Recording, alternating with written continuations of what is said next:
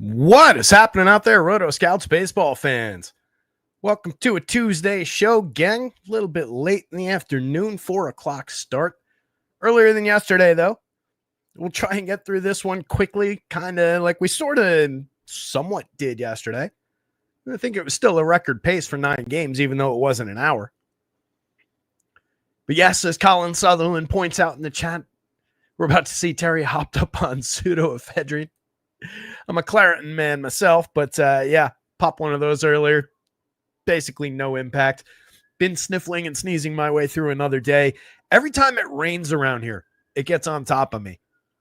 It's weird. I don't know what it is about. And it's not like if it's pouring, if it's a big thunderstorm, then no problem. But drizzly days like this, overcast drizzly days, for some reason, just set off something in the area here.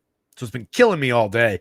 I might switch off the camera at some point if I'm just dying, sniffling, sneezing, which I'm in the process of right now. But we're going to plow through this one. Show must go on, as they say. So welcome. Good to see you guys. Cujo's here. Colin's here. Andy's here. Everybody else who's in the chat so far. I'm going to kind of dive in. But first, real quick, I just want to throw an update onto the site. I just updated the confirmed lineups and the pitching board real quick. So let me do that. How's everybody doing out there? Bumpy Monday night. Our Luis Ortiz play didn't come through, but Yusei Kikuchi sure did. The top of the board sure came through. Diamondbacks late night. Josh Naylor grand slam, I want to say. Was it a 3-run shot or a grand slam? I think it was a grand slam. That one popped up. I thought that game was over. To be honest, I saw that pop up. I was like, oh, how about that? It's still going on. Gained a few points. Nothing crazy last night. No great results last night for me. Back at it today, though, for an interesting slate. Kind of intrigued by this one. There's a lot of same type pitching. There's a big plateau of pitchers. There's a couple really bright spots. There's a couple really weak points. There's also a big plateau kind of in the middle, though. A lot to work with there. Bear with me while I get this stuff updated. Just pop the hitter projections up there. It's annoying because I got to drop the links and or it's not annoying, but it's multiple steps. Not the best way to start a show, not the most engaging thing. Hit the like button, subscribe to the channel. Take a moment while I'm taking a moment to do this and look down the board there. Subscribe to the channel. After you do that, click a little, go a little further down. There's a link to the free Discord in there. You can come join the Discord community if you're not in there already. Come and hang out. Check out rotoscouts.com. All of our projections for every major sport are available. All access for under $1 a day. Weekly, monthly, and quarterly plans available. That's all I got plugs-wise for right now. One of these days I'll reach out and get some sponsors or something. Who should we be sponsored by? Omaha Steaks. You guys ever have Omaha Steaks? They're actually really good. Now that I'm thinking about it, it'd be a pretty good sponsor. Even if they're just paying me in steaks. Maybe some of those like little lava cake things that they make. And those potatoes. Good stuff. All right. Site is updated. Colin says, too cool south of Buffalo. Cujo says, yes, I assume to the Omaha Steaks. Yeah, like anything where you're getting it by mail, it's frozen, like it's not necessarily like at a steakhouse. That comes down to how you prepare it and everything too. But for mail order, like frozen, sending you the stuff in the, in the mail kind of steaks, pretty damn good. All right. Let's try and get into this thing. I just updated the site. All the confirmed lineups are up there, or the currently confirmed lineups. I updated the runs board not too long ago. You can see one big shiny spot right there at 6.87 implied runs for the San Francisco Giants in Colorado. An 11.5 run game. Looks like a monster spot for the Giants. Seems fairly obvious there. The Rockies, not too bad, just under 5 runs on the other side, or 4.78. Not a bad total, but obviously a wildly unreliable team. And they're going up against a talented young pitcher who I'm kind of interested in maybe grabbing some sneaky shares of Kyle Harrison, seeing if we can get through and get a really cheap option there and upgrade some bats. So we'll see how that one looks when we get there. Going up to the very top of the board, though, we do have a little bit of rain in this area, but Ross got a green. Yellow doesn't seem to care. The only other game he's got on the list is the Nationals and the Mets, and he seems perfectly fine with that one. That one's green all the way. Joker's here expressing some concern about the weather, I guess. Joker doesn't like rainy days.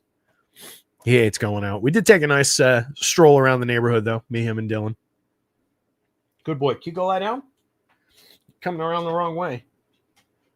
Yeah, no, not over here. Go lie down over there. So Rays and the Red Sox, 9-run total. Showing some offense on both sides of that one. It's Ryan Pepio, who can be very good. Every now and again gets got, but mostly good. That Red Sox offense upgraded, maybe, with the the call-up of Roman Anthony. But they moved Willie Abreu, a big lefty bat, to the IL. So some give and take there. A little bit both-sided on that end of it. I would probably consider some Pepio against, especially if I can get away with him at low ownership and a decent price. But definitely Red Sox bats. And then I think it's mostly the Rays bats on the other side of that one. Also at a mid-4s total, showing some power against Lucas Giolito, who just really hasn't been himself outside of one bright spot, maybe 2 bright spots. Next one up is Mackenzie Gore on the mound, really checking the Mets down. 4.13 implied total. They're not showing all that much on the fantasy board. And then on the national side, they're going up against Griff Canning. They're only pulling a 3.45 implied total in that one. So really weak as far as the offense goes. Mackenzie Gore, high-end pitcher, a lot of strikeouts this year, has been checking runs very effectively. So interested in the arms in that one. I do think you could draw some Mets if you get to them at lower ownership, especially some of the big bats in that lineup against. But it's not a great spot as indicated by that total. Yanks, Royals, 4.95 implied total for the Yanks. They're going up against Noah Cameron. Cameron has been electric in his first 5 starts as far as providing fantasy value in unexpected from an unexpected source.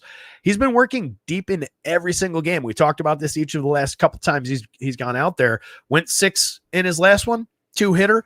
No earned runs, 3 strikeouts, 2 walks, nothing crazy special in that department. That was against St. Louis, but it was another really clean game. The 4 starts prior to that, he had pitched into the 7th. He's allowed 3 earned runs in his 5 starts. He's been tremendous. He's also gotten very lucky. His xFIP and his ERA, his Sierra and his ERA, these numbers differ pretty wildly. He's not great for strikeouts. He had 1 good strikeout performance. Every other game, it's been 3 or fewer. And we're throwing a lefty at the Yankees. This could easily be where the rubber meets the road, and some of those stranded runners that he's been leaving and finding find their way across the plate. A little bit of power maybe comes through. Challenging spot for Mr. Cameron. But the Yanks are technically under a 5 total. 3.65s, 3.66, mid threes on the other side against Max Fried for the Royals. I think we're firing up some Max Fried shares there, although it is a lower end strikeout spot. There's a lot of contact in that Royals lineup, upgraded some power recently as well. So we'll talk about them too. Rangers and the Twins. The Twins have Simeon Woods Richardson. The Rangers are countering with Tyler Mahle. Rather have Tyler Mahle, I think, but I think I'd also rather have the Twins bats and their juicy 4.73 implied total than the struggling Rangers and their 4.37, even though between the two, I'd probably rather draw shares against Simeon Woods Richardson. A little bit of back and forth there. It's probably a bit of a 4 corners game with everything being a little bit bumpy. Best thing in that game, I think, is probably going to be the Twins bats. 4.44 implied total. I am interested in the Braves again. They're showing a lot of power upside against Quinn Priester, who I do have to give him has been limiting launch angle very effectively again this season. It's one positive attribute that he's got. So it could be a day where he's allowed some home runs in spite of that, and he always has. But it could be a day where we get our home run out of the Braves, but maybe it doesn't become a multiple home run type of a day. So just a word of caution with that. We'll talk about it again, but we've got all the guys up at the top of the lineup again showing double-digit home run marks in the model. Could be a good day just for offense against Quinn Priester. Very gettable, not a ton of strikeouts there. 4.44 implied total for the Braves. 4.14 on the other side for the Brewers. They didn't really rate out all that well. They're going up against Grant Holmes, who has mostly been effective, had a short outing, gave up 3 earned runs, struck out 4, walked 2, 4 hits, allowed in 3 1/3 against Arizona his last time out. Prior to that, he had 2 pretty good starts and had pitched into the 6th or beyond in 3 of his prior 4. So had been fairly effective. I think we can at least give him a glance against a middle-of-the-road Brewers team. Blue Jays and the Cards, another fairly even up game. You can see where like the pitching plateau kind of comes from with all these teams just kind of even up down the board outside of obviously, a few spots, but a lot of teams just kind of landing in those 4 teens to 4 threes. It was kind of a similar situation yesterday. Chris Bassett against Miles Michaelis, 2 very gettable pitchers. Bassett is the guy that you would want to consider more for DFS purposes, given the strikeout upside, but there's also a pretty big downside when it comes to Chris Bassett. If you get the bad day out of Bassett, a lot of runs can come against him. That Cardinals lineup is also pretty middle of the road. Same thing with the top-heavy Blue Jays. We've talked about both of these teams a ton throughout the year. Miles Michaelis can always give you a 6-inning start where he pitches to 2 runs, 3 runs, doesn't really find many strikeouts, but isn't a total disaster. He always slots in as a price-dependent SP2 option on DraftKings from the bargain bin, but there's nothing special there. White Sox and the Astros might be something special here. Lance McCullers been pretty dazzling his last 2 times out. Struck out 12 over 6 innings, 3 earned runs against the Athletics, but that was a career high in strikeouts, and it was his season high pitching 6 innings. Had not gotten through the 5th prior to that in 4 starts in his return to action. Then came out against Pittsburgh last week, went 6, struck out 7, allowed 2 hits, 1 walk. Was excellent in that one. We didn't get him over the weekend. They gave him an extra 2 days of rest. He was supposed to pitch on Sunday against the, Guardians. But instead, those of us who picked him up get an even better spot against the White Sox. A little bit more rested, so hopefully we're looking at 6 innings again here. Love the upside for Lance McCullers.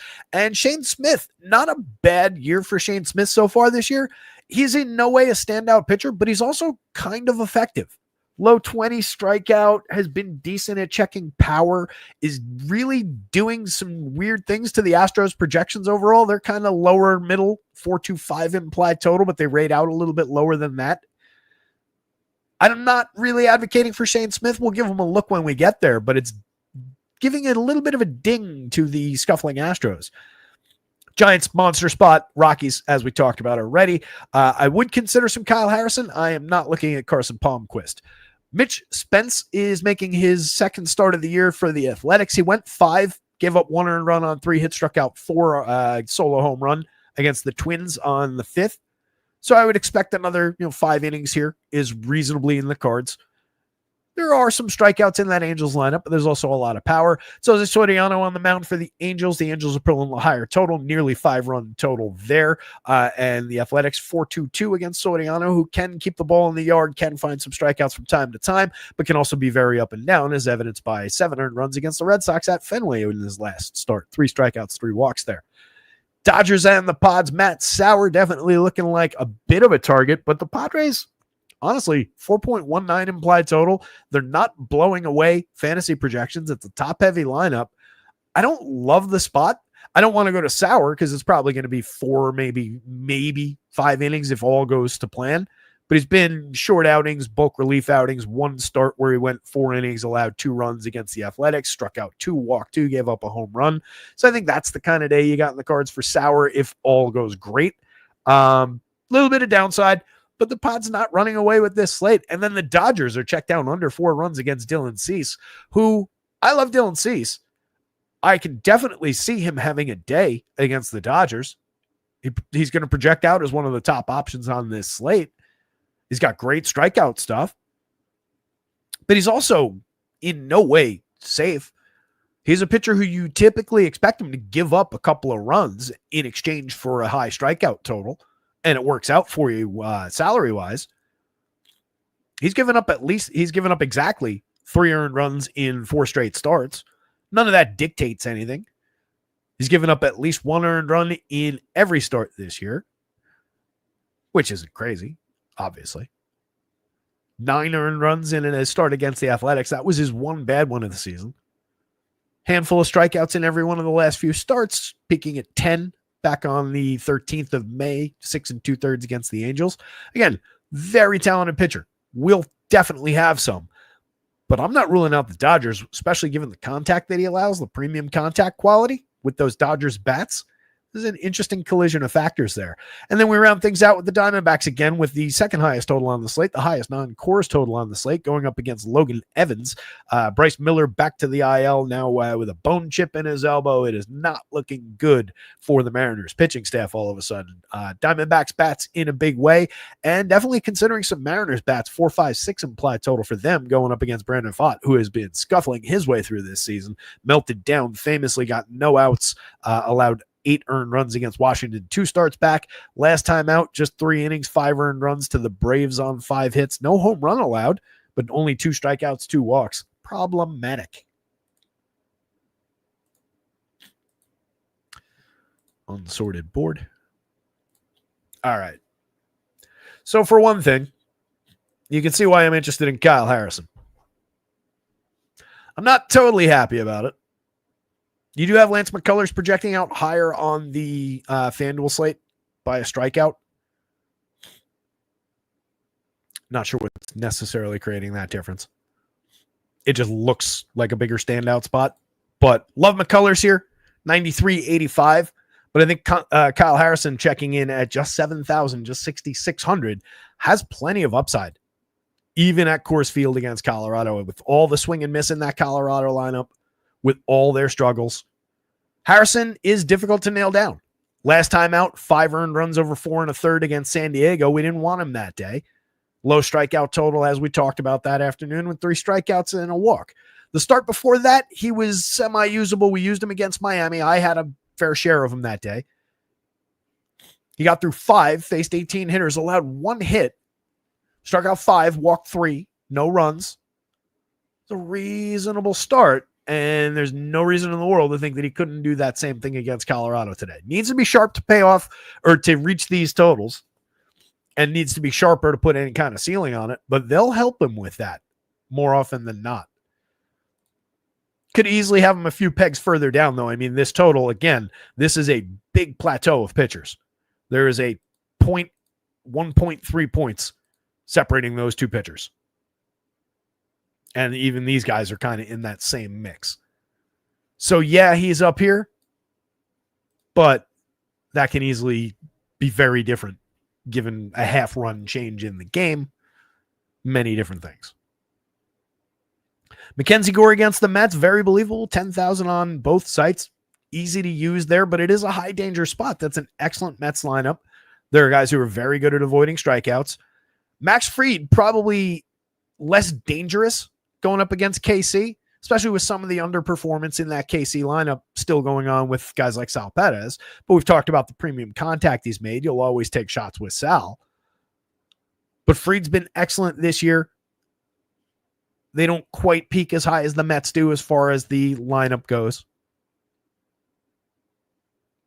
But they don't strike out a lot either.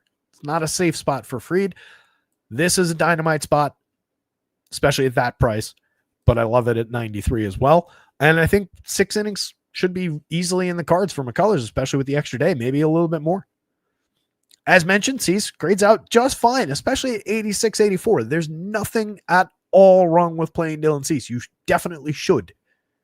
Those are great prices for his strikeout upside. But they're also a bit reflective of what the danger of facing the Dodgers is. Molly, perfectly fine against the Twins, but also just kind of another arm on this slate. So you can definitely play the price popularity matchups game through this entire tier of pitchers.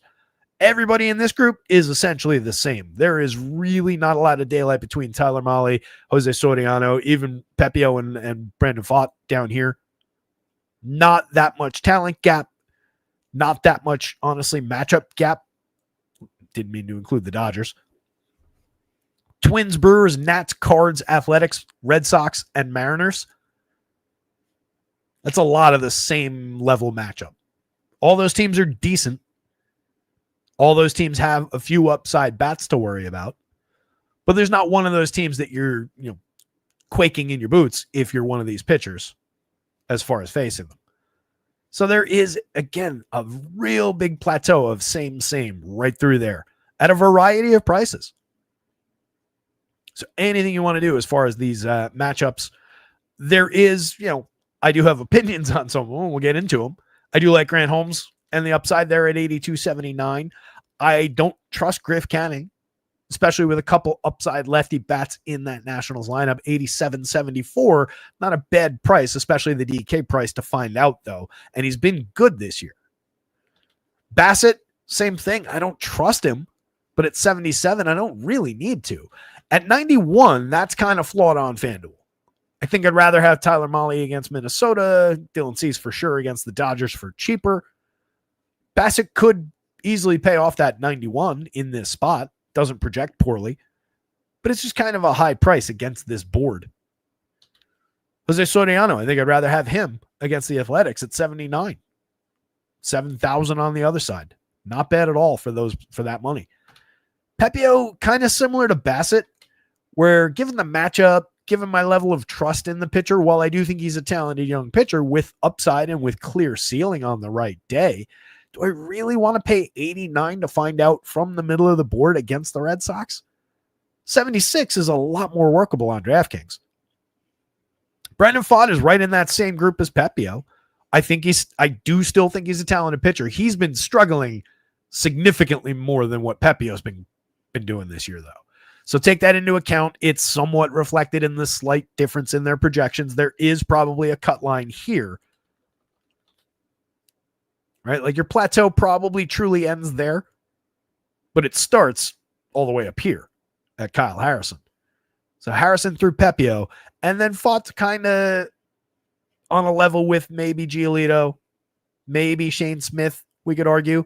And then I do think there's another cut right there where now you're just kind of fishing in the bargain bin. Or you're talking about Noah Cameron against the Yankees, which, again, I couldn't do anything to make him project better than that. I felt like it would be dishonest. This is reflective of how he's truly been pitching, not what the results have been. So bear that in mind. We'll talk about these guys through the middle here. But again, fairly clear cut lines up and down this board. There is some usability in some of these options, though. Like, I don't think you'd be totally nuts to roll a couple shares of ultra cheap Quinn Priester just looking for 6 okay innings where 2 runs, 3-4 strikeouts. That's the nature of Quinn Priester. But at these prices, if most of the plateau crumbles, it's fine.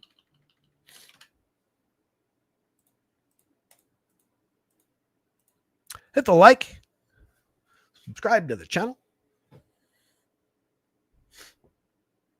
John Hansa says sponsors should be Sudafed. Fair call.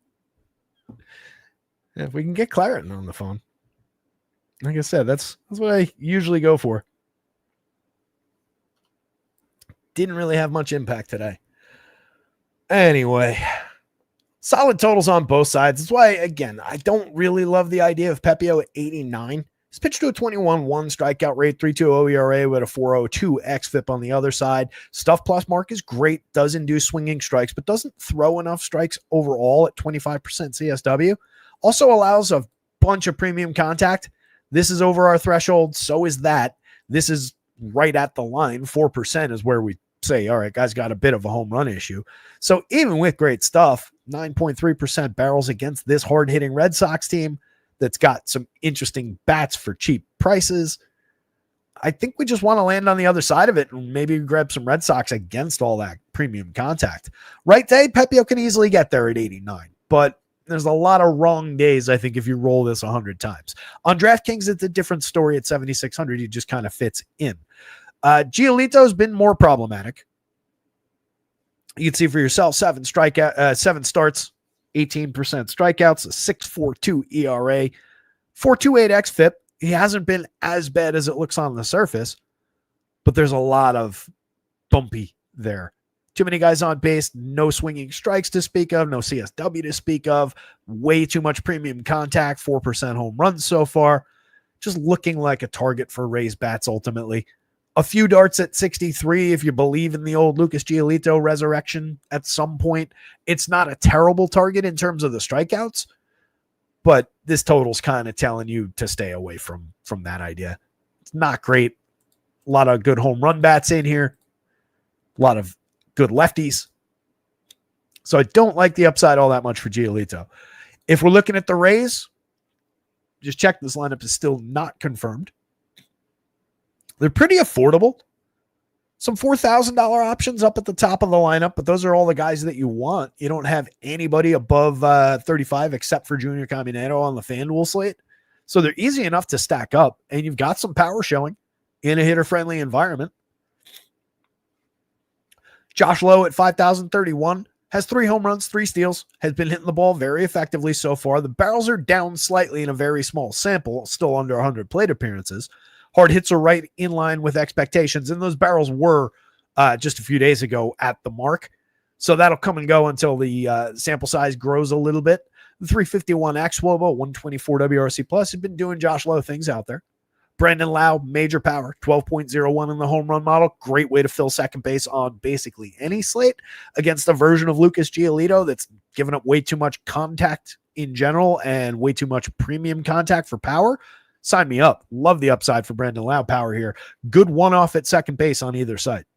Johnny Diaz, 42-32, pairs nicely with Brandon Lau and Josh Lowe up top. You have the positional conflict with him and Jonathan Aranda still on DraftKings, which sucks. Both those guys hitting the ball extremely hard. Aranda's seen better results overall. Diaz has more home runs already at 9 and probably will continue to hit more home runs. Aranda's cooled a little bit for the home run power, but is still showing pop in the bat, given the barrel rate, the hard hit rate staying fairly high. Also walks a lot, moderate strikeout, slashing 323, 409, 490 with a 391 xWOBA. He's been tremendous. 47-32 on DraftKings. You're paying a little light tax for him, but he's been excellent. You definitely want him. It's just a challenge back and forth with him and Johnny. For 500 less, give me Diaz more frequently, but both guys got to be in your mix if you're building more than one race stack. Junior, 4,200 on DraftKings, definitely. 11.7% barrels, 49.2% hard hits. He's hit 15 home runs. He's got a 248 ISO, a 347 xWOBA. FanDuel's got it right at 36, 10.49 in the home run model. He's too cheap on DraftKings. I don't really understand the 4,200. They haven't responded to the talent. 18.6% strikeouts too. That low a strikeout rate from a guy who makes contact the way he does, that is a definite asset. If the bottom of the lineup rounds out with Jake Mangum, Matt Thaiss, Jose Caballero, and Cameron Misner, they're all of mix and match quality. Mangum hasn't been bad, but he's also in no way a standout. He's a 29-year-old quad A player. He's stolen 10 bases. Most of them came in a hurry at the beginning. 104 WRC plus for the season. Matt Thaiss at 109 over 129 plate appearances, but no real slash line to speak of. Is getting on base effectively. 391 on base is significant. That's coming on a 20.9% walk rate so far. Last year it was 15-1 though, so it's realistically high. He's cut strikeouts from 31-2 to 22-5 in the small sample though, so probably a little bit deceptive what's actually going on there. Caballero's just a base hit guy. He's been adequate for that. He's stolen 23 bags, little correlated scoring, stolen base bonus type. And then Cameron Misner hasn't really done much at the plate, but he has hit 5 homers, stolen 7 bases despite mediocre contact. A lot of strikeouts. Red Sox bats, we love Jarren Duran and Rafi Devers against a medium quality righty who's given up a ton of premium contact so far. 10 plus for Rafi Devers in the home run model. Duran has been scuffling his way through the season. 13 steals at 324 on base. Creating runs just 4% better than average. A lot weaker in the extra base hit department. He's lost some barrels this year. Has gained in hard hits, though. Strikeouts are up, but right around where they were. Walks are slightly down. That's cost him a little on base, cost him a little bit of run creation overall. We're not crazy far off the mark with Jarren Duran, though.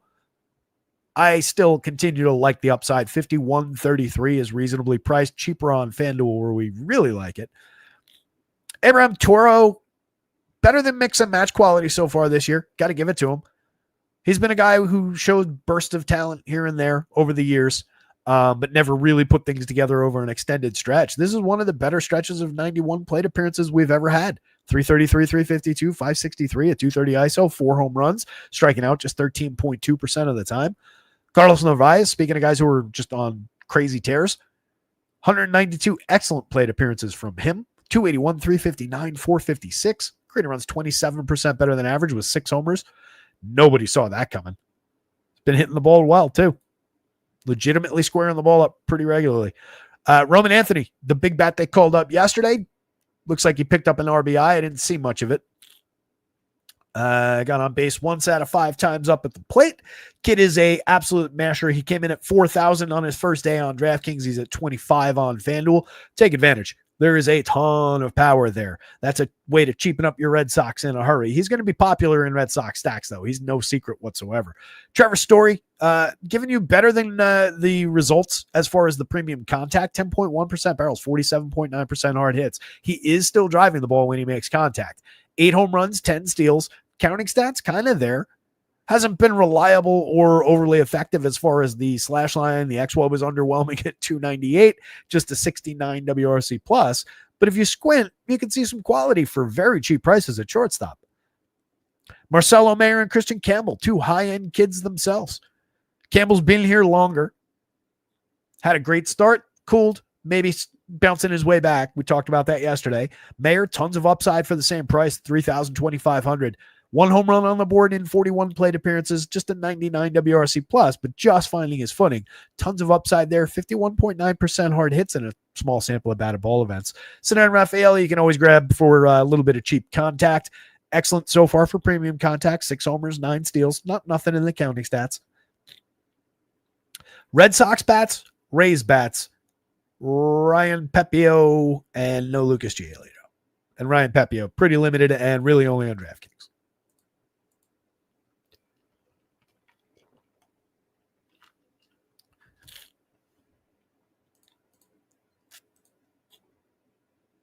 Secret is, I just have to keep talking. While I'm talking, it's not so bad. When I stop, it's like, falls apart. Nationals, 346 implied total against Griff Kenny.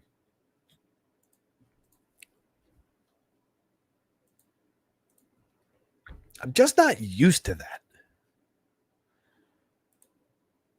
Kenning's been a guy with, another one with, kind of like I said about Abraham Toro, over the years, spots of solid effectiveness. It's one of the reasons the Mets brought him in, said, hey, we can make that guy a little bit better than he's been. 2.90 ERA, but a 3.68 xFIP. 22.7% strikeouts, but a 10.4% walk. 11.2% swinging, very, very good, but a 28.6% CSW, while being effective, is not necessarily reflective of a great rate of called strikes in with an 11.2% swinging. Still a lot of barrels at 8.9, but slightly below a danger threshold. It's been very good at keeping the ball down, 7.5 degree average launch. That's been part of keeping the home runs in check.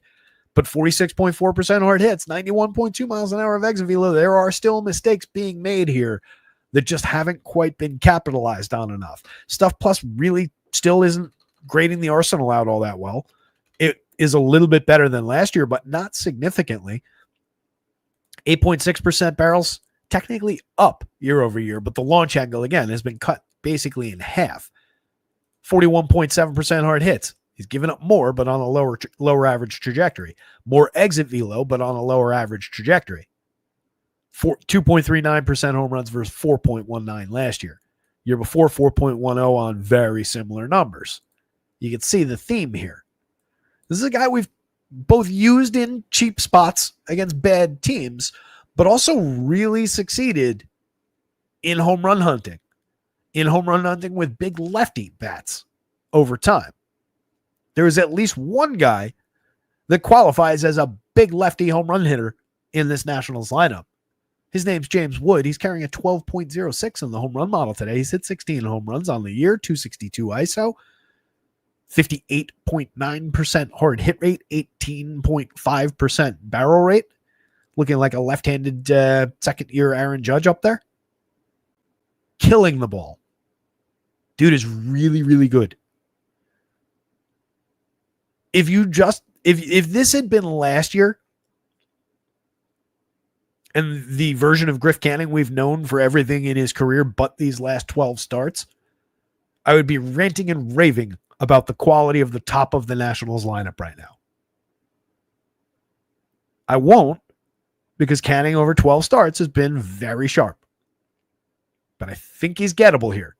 I don't want to over push it. I don't want to tell anybody it's something to, go roster like crazy. But if you're looking for a lower owned team with some quality in it, you do have to pay for CJ and for James Wood, who are in every national stack that you build, basically. There's a lot of reasonable quality, and they get real cheap down through the bottom of the lineup. On the Mets side, you're definitely at least considering a few shares at lower ownership against Mackenzie Gore. They're still in a 4+ implied total, which is interesting. Gore pitching to a 2.87 ERA, a 2.53 xFIP, striking out 35.4% with a 7.2% walk rate.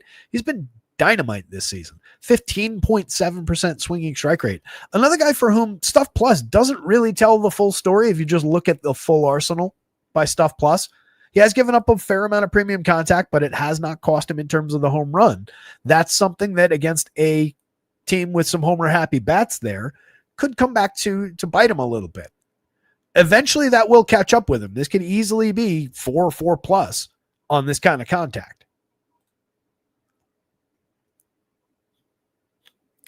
Gore the last time out, 7 innings, 7 strikeouts, 1 walk, 3 hitter, no runs against the Cubbies, another excellent team that's similar in many ways to this Mets squad. 6 innings of 8 strikeout, shutout ball, 4 hits against Seattle the start before that, 1 run allowed over 6 against San Francisco with 9 strikeouts the start before that. It's been in tremendous form. He had a rough one against the Orioles, but it's a weird start. 3 2/3, 23 hitters faced, allowed 10 hits, but only 2 earned runs. Struck out 9 and walked 2. That is a bizarre stat line. 6 2/3 the game before that, he was a little bit bumpy, gave up 4 earned runs, still struck out 7. That was his downside game in recent weeks. He is fantastic this season. 10,000 is probably not reflective of the quality at which he's been pitching. I think you take advantage, you go to him, but again, high danger spot against the Mets team that's good at avoiding strikeouts, has plenty of power through the middle, good on base skills up and down. In no way is it safe to be Mackenzie Gore today. If you do consider some of those Nats bats I was advocating for, these two are absolutely critical. You want them in basically everything you're doing. 8 home runs, 11 steals for CJ, a 196 ISO, but a 354 xWOBA, suggestive of a little bit more upside to come through the slash line. The nature of the premium contact that he always makes. It's been low strikeout, and he's cut the strikeouts down. There's just a lot of high-quality bat on ball. Excellent way to fill shortstop, again, against the pitcher who historically has struggled against quality lefties. James Wood, again, I went through it, but monster premium power. Nathaniel Lowe has been a really interesting case study in why RBIs aren't reflective of anything and aren't a predictive stat and aren't controlled by the hitter. He's driven in 40 runs. He's been among the league leaders through the first couple months of the season at first base in just driving in runs. That's in spite of slashing 231, 295, 372 with a 310 xWOBA, 142 ISO. He's even with that RBI total, he's in an 89 WRC plus. He hasn't been good. He hasn't even been as good as Nathaniel Lowe is supposed to be. But he's been sort of weirdly effective in some ways for fantasy. As long as he's hitting third behind these guys who get on base at very reasonable clips, he's going to have that chance. Same thing's true about Josh Bell. He's been hitting the ball harder, strikes out less, walks more, but comes through even less. It's a weird combination of players. 179, 274, 342 for Bell, 76 WRC plus, but a 333 xWOBA at least tells us we should expect him to be over the Mendoza line at some point. Guy should be way better than he is. It's annoying.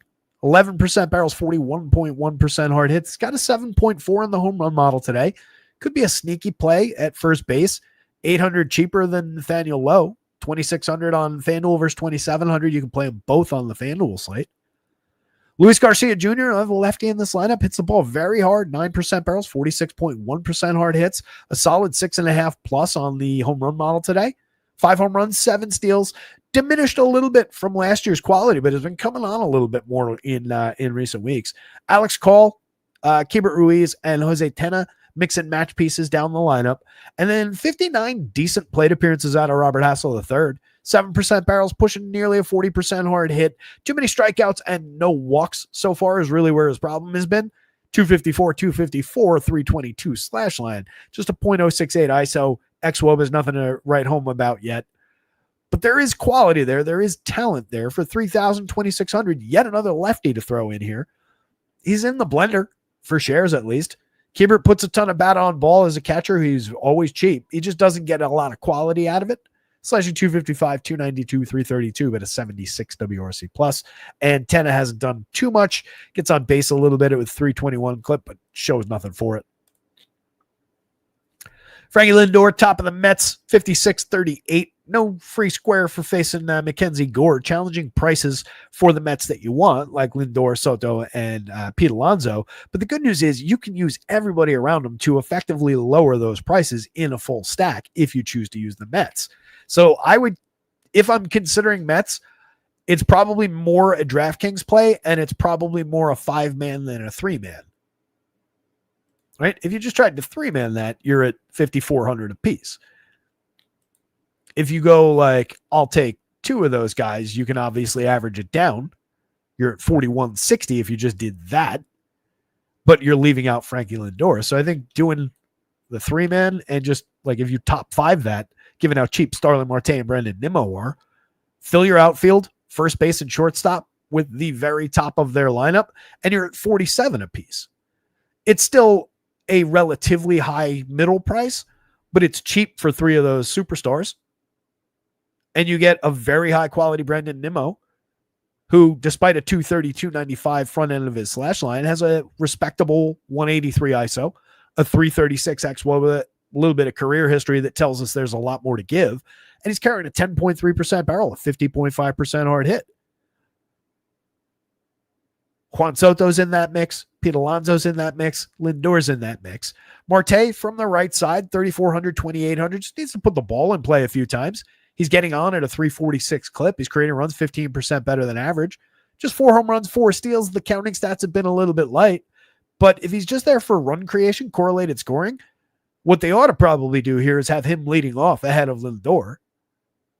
Or honestly, probably like Marte, Soto, Lindor, Alonso. But what do I know? Marte, not an ideal 2-hitter in modern configurations. Luis Torrens at 29-23 has been effective over 118 plate appearances. Can't argue with the production, 339 on base, a stellar 433 XWOB under the covers, a 110 WRC plus, mashing baseballs so far, 19.2% barrels, 62.8% hard hits, and a small sample of batted ball events, but a growing one. Tyrone Taylor and Jeff McNeil are mix and match pieces. Don't sleep on Ronnie Mauricio down bottom of the lineup. In an even smaller than Luis Torrens sample of batted ball events, 14.3% barrels, 42.9% hard hits, reflective of the talent that has always been available in the prospect. 263, 333, 474 over that small stretch, a 211 ISO, a home run on the board, 2 steals on the board. Kid's decent for 25, 24, especially when you play him at second base on FanDuel. The one flaw there is you're filling third base with a 9-hitter, but you're doing it for only 25 and you're wrapping him right back around to the top of that lineup. So doing it this way is also kind of interesting. Right? That's $44.20 a piece, cheaper than just doing the top part. If you wanted to skip Marte and work Nimmo in there, gain a little ground on the connection this way and maintain it at the top, still works. $45.20 a piece. Again, not the cheapest stack in the world, but a lot of high-end bats drawn against a great pitcher. Or a growing into a great pitcher over 13 starts, I should say. Mackenzie Gore, speaking of.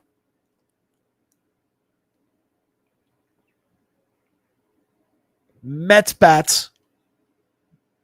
Griff Canning, who, again, is usable here. Very, very usable on DraftKings at 74. Do not love it at 87 on FanDuel. I think it's playable. I think you could chase a little bit of upside, but it's pretty shaky. It's pretty dangerous at that 87. Nationals bats, probably bringing up the bottom, but potentially interesting and sneaky. Can't skip this one. Let's see if we got the Yankees in. We do not. All right. So, Noah Cameron, as mentioned, he's carrying a 0.85 ERA and a 4.59 xFIP. He has a ludicrous, unsustainably good strand rate right now. He's gotten out of too many jams to hold. Just a 0.79 whip, though, but doesn't really strike anybody out, allowing a ton of contact. Hasn't been ultra premium contact, but 40% hard hits is right on the line, 89 plus miles an hour of exit velo on a fly ball trajectory. He's got lucky to miss some barrels in here. With all the contact, he's walking 8.4%. There is definitely a lane through which Noah Cameron blazes a trail through this Yankees lineup over 6+, goes into the 7th inning, handful of strikeouts. But it's really, really illusory right now. And again, only one of his games was he good for strikeouts. In his 5 starts, he had an 8 strikeout game over 6 2/3 against the Twins. Pretty free swinging club, somewhat like the Yankees, where there's power, but there are also some cheap swings. Every other start, 3 or fewer strikeouts. 3 of them with 3, 1 of them with 2. It was against the Cards, the Reds, the Cards again, and the Rays. 2 of those are pretty free swinging teams. The Cards a little bit less so. There's a lot of people out there who are going to at least consider some Noah Cameron at 9,000, 8,800. I'm not saying he's unplayable, but I couldn't really do anything honest to make him project like a really interesting option today at 9,000 and 8,800. He's down here on the board. And I would have really had to put my thumb on it to make it look like a playable spot. And I didn't want to. I don't think that's justifiable to do. So I think anybody who's got him over projected today is incorrect. I think using him today, outside of if you can pick it off at low ownership, then maybe you can exploit some of the strikeout that he hasn't been finding but is present in the Yankees lineup. But the Yanks coming in at nearly a 5, showing plenty of power. They've been murdering left-handed pitching by and large this season. I just think this is the day Cameron gets exposed. So I'm not really looking to roster him. I am interested in some Yankees bats around the obvious guys. And then Max Fried at 10-5, 10-6. Very, very playable. One of the best starts of a season in Max's career. 1.78 ERA, a 3.17 xFIP. Not too far off the mark. 10.2% swinging at 24.1%. Strikeout rate, 5.6%. Walks has been excellent as usual at keeping the ball in the yard, 1.57% home runs. And that's realistically on a very low launch angle as usual. The one flaw here is the low strikeout rate just inherent in the Royals lineup. This is a collection of hitters that are realistically low strikeout. So maybe it hampers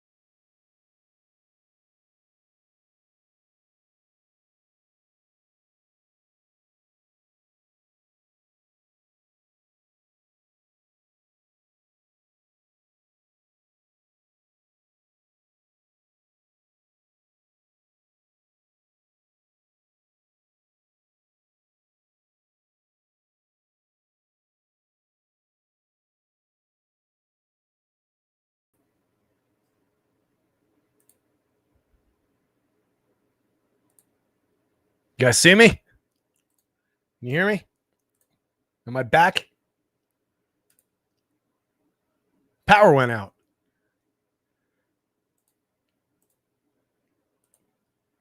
I already did that. We should be good here.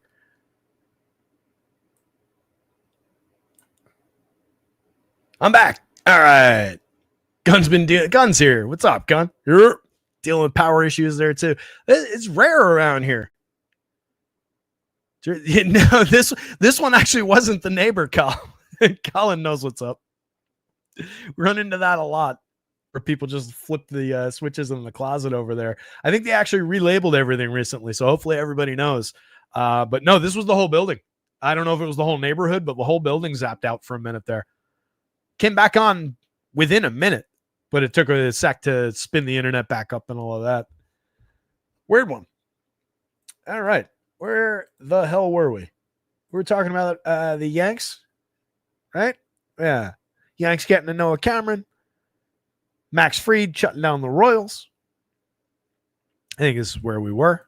Get my pitching file back up here. Yeah, there we go. All right. Let me just make sure. Yeah, all right. I had just saved this file before the show. That's the one thing that I always get nervous about is when was the last time I saved the file, and hope that we didn't lose like hours worth of updates. But we're good. I saved it right before the show. So I think we're exactly where we were.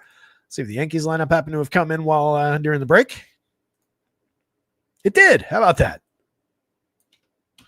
Hopefully you guys use that time to go get a drink, go grab a snack, hit the lobby, the restroom. Hit the like button for the return of power. Hit the subscribe.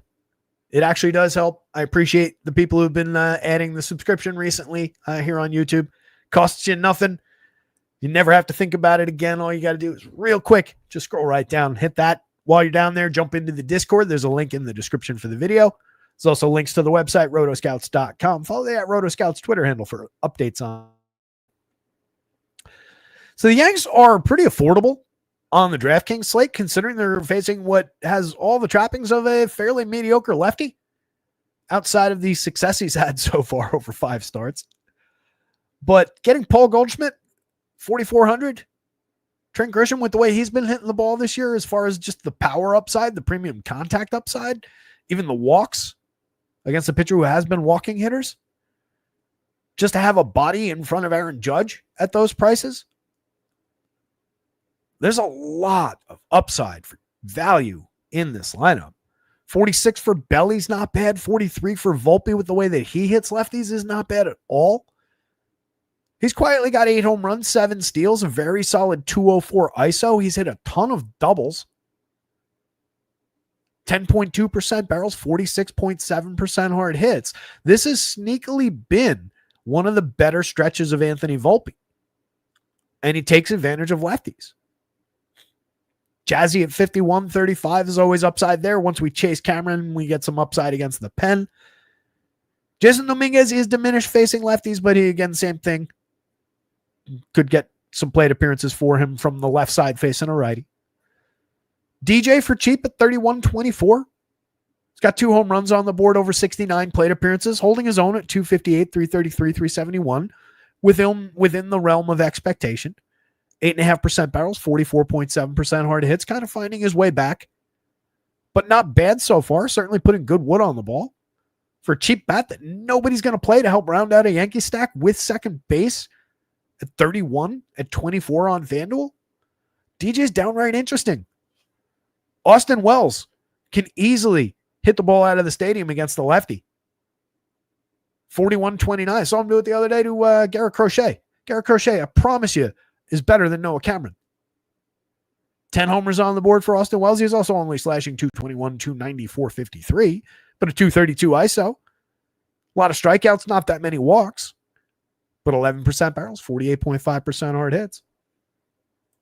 Love the upside. John Hansa said power went out. Orioles having the same problem. Oh, did I cut out before talking about Fried? So the point about Fried was essentially you're paying top dollar to face a lineup that is justifiably and entirely believably in the mid to low teens or mid to high teens for strikeout rate year over year. That's just an attribute with this team. They're a good sequencing bunch. They do have some power in the lineup, a lot of decent righty bats, but they've also kind of been bumping their way along. You can see most of the players in the lineup below average WRC plus marks overall, some underwhelming, Mark Canha, Freddie Fermin, Drew Waters down the lineup, but Jack Caglianone's lurking there. Lefty, we'll see what that becomes. Vinny, there's tons of good bat on ball. Bobby Witt obviously is a superstar. Sal Perez, arguably maybe a fading star, but that's more results. If you're just looking at the results, sure, you could say that. 229, 266, 355 for Sal. But a 347 xWOBA, all the premium contact in the world at 13.2% barrels, 45.8% hard hits. As I've been saying, Sal is not far off the mark in terms of the power upside returning. He's just gotten cheap. 3,200 at catcher, 2,800, same position on FanDuel. A lot of upside. So there's a high danger spot here for Fried, just given where he's priced relative to that big plateau of pitchers that are honestly not projected all that far behind him. It's just a difference of the, point and change for him too. So I do think he's one of still the better, higher ceiling pitchers on the slate. Also one of the more likely pitchers to give you 7 plus. He's thrown 81 innings in his 13 starts so far, and he's been excellent. So I don't want to take anything away from Fried, but it is challenging to have him at such a high price against a team that will take probably a little bit of that strikeout upside away from him. If you go to the Royals, starting with Jonathan India is never a problem, but he hasn't been great this year. He finally hit his second home run at least. He's yet to steal a base, which is wild. 86 WRC plus is problematic, but he is getting on. So there is some good here. Hasn't hit the ball as hard as we would expect. 3,400, 2,800 at second base, though. He's gotten cheap. He's easy to use. Witt, again, is a superstar, mostly playing like it. 291, 349, 492. Grading runs 26% better than average. Mashing baseballs when he makes contact. 55, 39. Easy way to fill shortstop if you want to go that route. But again, for him, a little bit of a challenge facing Max Fried because Max is excellent at keeping the ball in the yard. 157% home run rate, 7.3 degree average launch. Max, that's an attribute for him. Last year, 3 degree average launch, 1.82. Year before, 4.8 degree, 2.25. 164 on a 7.6 was the highest back in 2022. No barrels to go with those. Usually excellent at limiting hard hits and exit velo along with that. He's given up a little bit more hard hit, a little bit more exit velo.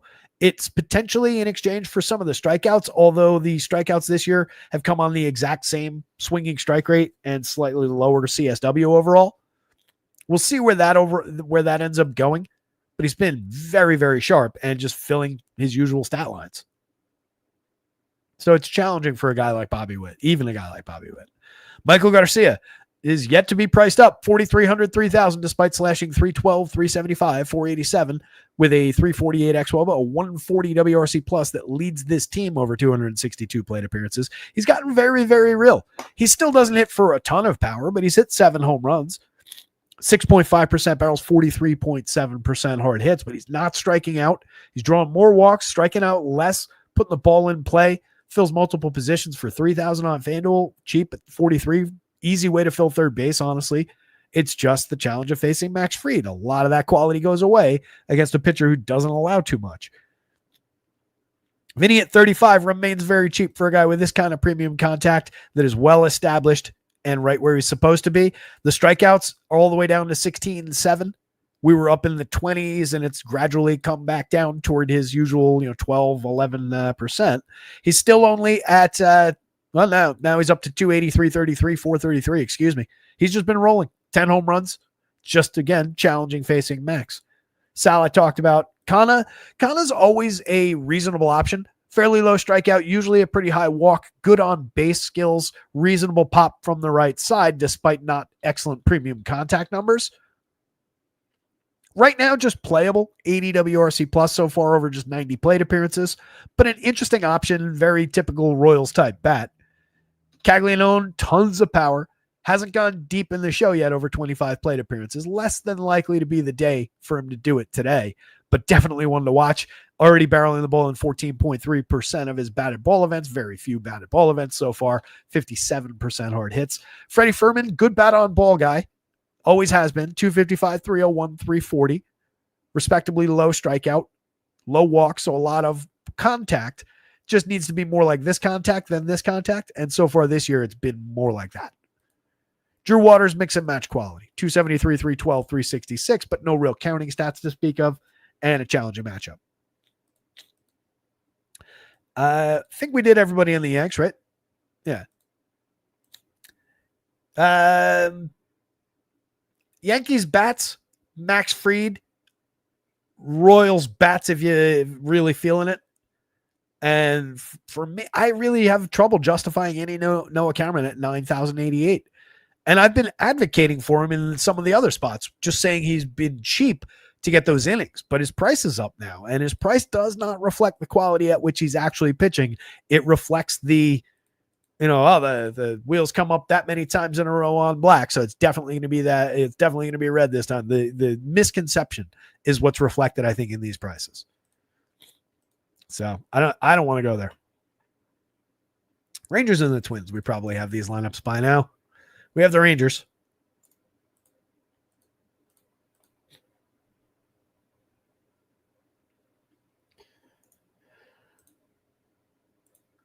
So this one's very much a four corners game. I think the weakest point here is Simeon Woods Richardson, but at 68-67, you can probably get away with a guy with a 21.1% strikeout rate against this form of the Rangers. He's pitched to just a 5.02 ERA, a 4.66 xFIP. He's given up way too much premium contact and power. There's nothing actually appealing about it outside of just he's in the bargain bin as a dart that you could throw. He's broken off some good starts over time. 133 innings last year, 4.17 ERA, a 4.55 xFIP. There's nothing terrible about that as a five starter. 20.6% strikeouts, too many walks, nothing special in any of his attributes, but not that bad as far as the home runs last year. Induced pretty medium contact at 35.9% hard hits, just 88.4 miles an hour of exit velo. Year before was just 4 2/3. Can't really talk about that. Just 5 innings there. There's at least a moderate talent from time to time here. These numbers look similar.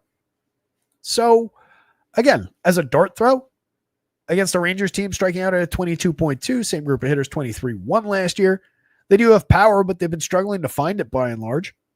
They do have some big names, but even those are kind of scuffling. It's not safe. It's not recommended, but in 150 lineups in a tournament in a large field, those are cheap prices that can help get some good bats into your lineup. Go ahead, pal. Tyler Mahle at 87, 9,000, definitely the better performer out of these two, but even he's kind of deceptive. Just an 18.8% strikeout rate against a 9.2% walk rate for one. That's not sustainable, nor does it reflect a 1.07 whip. That's going to go up. He's been getting lucky to keep guys off base to the degree he has. He has been demonstrably good at inducing weak and medium contact, limiting barrels, keeping the ball in the yard. That's definitely been a plus for him this year. Not necessarily sustainable, but 12 2/3 innings where he was doing that last year, going back to 25 2/3 all the way back in 23, he was bad for those in those categories. Year before that, kind of in the middle, in a full sample or a medium sample of 120 2/3. 2.02 ERA, but a 4.19 xFIP. 10.5% swinging strikes, but just a 25.3% CSW. This is ridiculous against that. Flawed pitcher against a good Twins team with some power through the top end of the lineup. Nobody above the magic number, which is reflective of Mahle's ability to maybe keep the ball in the yard somewhat, but everybody close enough in that group of four, and down through here, not too bad for power either. 4.73 implied total. Just kind of want to go to the Twins. On the Rangers side, Josh Smith, mix and match caliber player, always has been. Down to 269, 336, 399, basically normalized now. It'll probably continue to drop into the 250s somewhere. The on base come down to the 320s or whatever, like his ex-Wob at 323. 109 WRC plus. He's always fine. Relatively low strikeout, medium walk, but he's not a big-time threat in any way. He's a correlated scoring option ahead of a struggling lineup. Wyatt Langford, 11 homers, 11 steals, but a mediocre slash line at 227, 306, 425. 198 ISO is good. 354 xWOB is excellent and reflective of the true nature of the hitter. 13.3% barrels and 50% hard hits. We're just kind of selling out for the contact that these guys continue to make under the covers. Or I guess in big, loud ways that have been somehow leading to outs. But double-digit barrels, 50% hard hits there. Double-digit barrels, 49.7%. Weak on the hard hits for Evan Carter so far in a small sample. But same thing down this way. Just a lot of barrels, a lot of hard hits from guys who have been way, way better. Underperforming by massive degrees so far this year. So if we go to Rangers, that's what we're chasing. And at least we're getting it out of some of these guys like Wyatt Langford. Corey Seager, no slouch. 6 home runs in 145 plate appearances, missed some time, struggling to find it, but a 372 xWOBA on all that premium contact is incredibly encouraging from a star caliber player who is mispriced at 4,500, 3,400 against Simeon Woods Richardson. That's a little bit silly. 10.31 in the home run model. I think you know what we're talking about. Marcus Semien, 3,000. Signs of life. He's up to 218, 304, 316 all of a sudden. A 327 xWOBA. 6 home runs, 5 steals. Maybe not dead after all. Took a while, but he's at least got a blip. Jake Berger at 35-32, 9 home runs on the board, has been mediocre, but has been making good contact. 14.7% barrels, nearly 50% hard hits.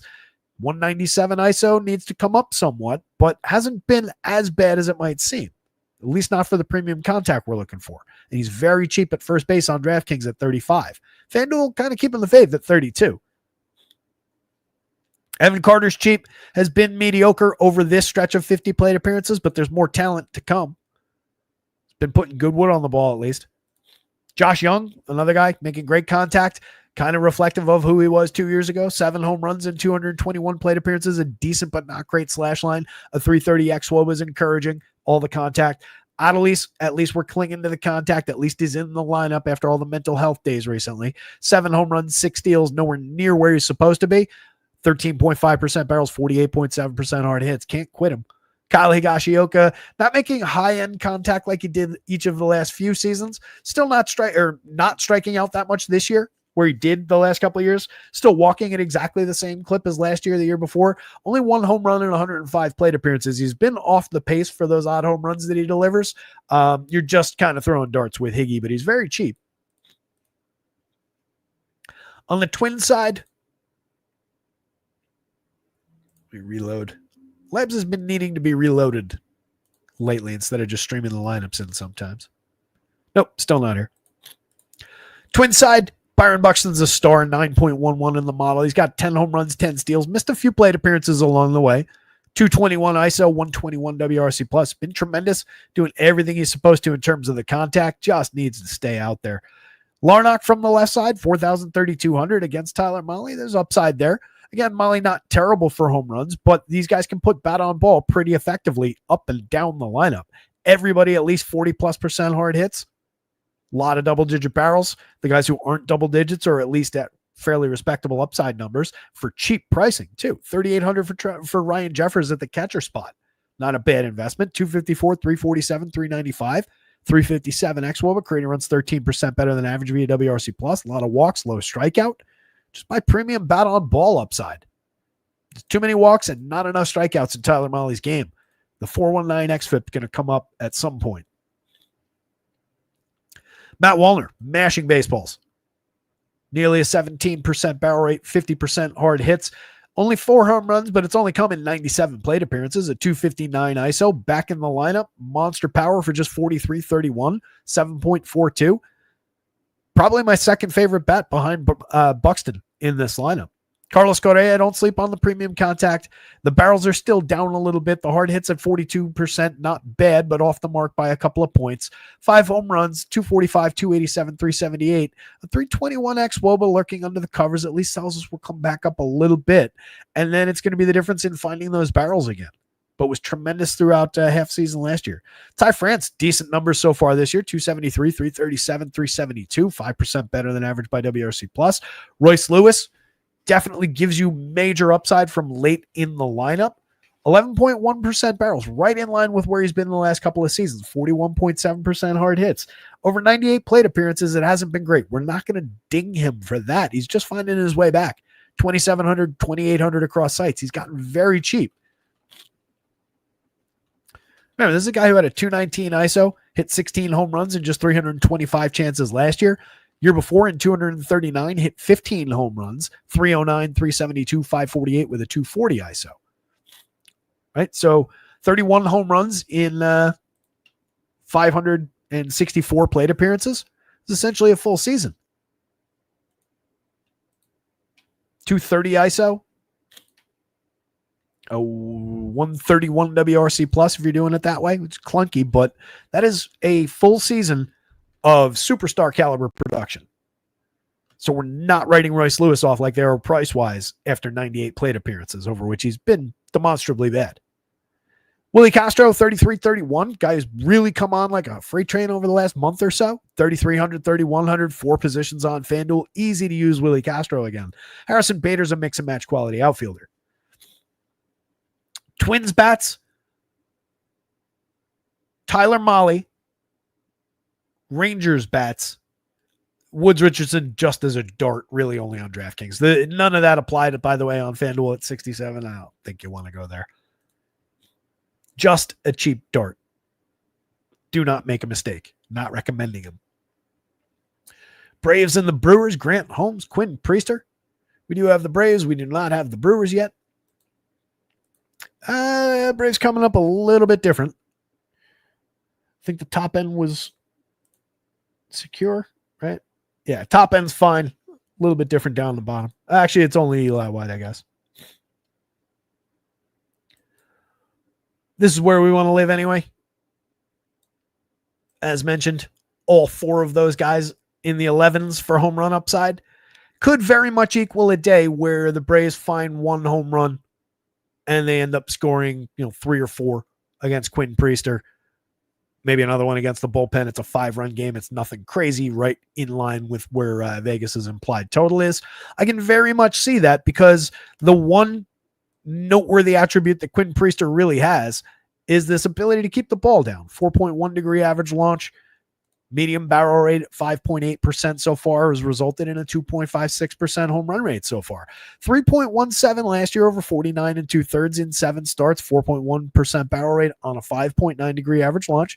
Year before, 4.6 degrees over 50 innings, 8 starts. More barrels that season equaled more home runs. Plenty of exit velo and hard hit available against him, and he was not good over those 50 innings. But that was his first foray into the major leagues. What he's not at the major league level so far is a good strikeout pitcher at all. 15.4, 14.9, and 15.4 so far over essentially 150 innings, closing in on a season. So he's not a great option for shares at the top of the board, but in the same way that Simeon Woods Richardson with similar numbers is loosely playable, so is Quinn Priester, just as a dart from the bargain bin. Any of these guys is loosely capable of giving you like five and change innings of low strikeout 2-run ball. There's a bigger threat against Quinn Priester here, though, I think. The Braves can easily exploit any mistake that he makes. They can easily exploit some of the hard hit, the exit velo. Even if it's not in home run upside, I do think the Braves carry a fair amount of DFS playability here. For one, they're pretty affordable. Acuna's 58-39 at the top of the lineup. You're happy to pay those prices for him. He's Ronald Acuna. He's one of the very best baseball players on the entire planet. He's hit 5 home runs in just 69 plate appearances so far. 406 xWOBA, 18.9% barrels. Looks fantastic. Austin Riley for just 44 is a discount on DraftKings. 34 on FanDuel is more correct, but still arguably a little bit light for a guy who's regularly in the 30 home run territory. 11 on the season this year, maybe a little bit light, just a 172 ISO, but a 353 xWOBA, 52.7% hard hits looks a whole lot like last year. 15.4% barrels looks a whole lot like each of the last couple of years. Love the upside for Austin Riley at that price. Olsen at just 5,000, another guy who, given his previous career performance, a little bit cheap at those prices. That's 5,000. He could easily be 55 in this spot, and you wouldn't blink. 37, 38 on FanDuel. You wouldn't blink. 14 home runs in 283 chances this year. 346 on base is very good. 233 ISO. A 400 xWOBA with all that premium contact he's been making. Barrels are up at 18.8%. That's beyond the 16.4 that they were at when he hit 50 whatever home runs 2 years ago. 56.3% hard hits. Same thing. Beyond where it was 2 years ago. There's a lurking monster in this lineup. And with Acuna back, he's going to see some better pitches. Ozuna is just 3,800. DraftKings is going down with the Ozuna price. I almost said on. They might as well. They're choking on that Ozuna price. 3,800? Are you kidding me? I was ranting about that at like 42 the other day. Why is he getting cheaper? 261, 401, 431. I haven't honestly been paying attention day by day with what he's doing. But like overall, that is Marcell Ozuna doing Marcell Ozuna things. What's his last 2 weeks been? How the hell is he this cheap?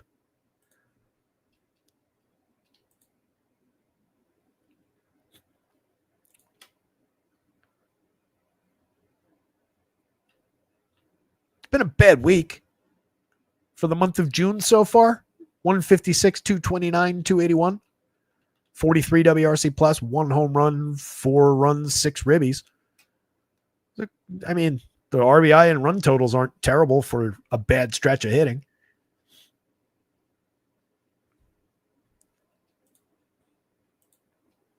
The 2 weeks prior to that,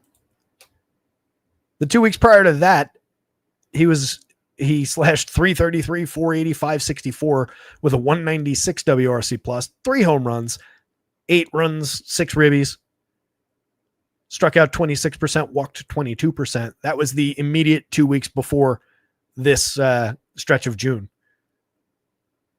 I really don't, I feel like it's a little bit reactionary. They have deployed the Marines to Marcell Ozuna's price. 3,800 is stupid cheap. Take advantage. 3,200 for Mikey Harris, 3,700 for Ozzie Albies. Both those guys struggling mightily, but maybe a little bit of a reprieve with some of the attention off of them, with some expectations for this team to really start rising. I could see the rising tide effect helping both of those hitters in a big, big way. We've gotten tons of production out of those guys over the years. I would not write either of them off in Brave stacks. Sean Murphy, 13.1% barrels, 9 home runs in 153 plate appearances, 237 ISO. He's an absolute beast at the catcher spot, and he's only 3,600. That doesn't reflect anything about who this guy's been throughout his career so far, nor does it reflect the 9 home runs that he's hit this year, the 237 ISO, the 114 WRC plus. Again, take advantage. Eli White, Nick Allen at the bottom of the lineup. White can steal you a base. Nick Allen can steal you a base. Neither guy's overly reliable for run creation, correlated scoring. Every now and then you get a little bit. The idea that you can just go like 1, 2, I mean, like you just take the top 4. You're already at just 4,750.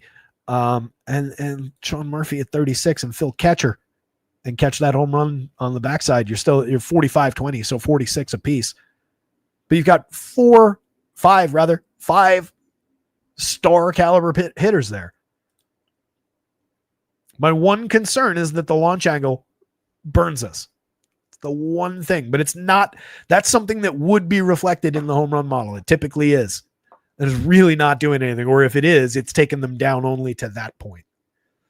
Brewers bats against Grant Holmes, 79 and 82 for Grant Holmes. He's pitched to a 3.99 ERA, a 3.77 xFIP, 11.2% swinging strikes, resulting in a 24.3% strikeout rate. You just got to kind of glance around the 11.6% barrels. There's some mistakes in there. 3.93% home runs, too many hard hits, and too much exit velo. But he as well has kept the ball to a very reasonable 7.6 degree average launch. That's an improvement on 6 starts last year. The home run rate has gone in the wrong way.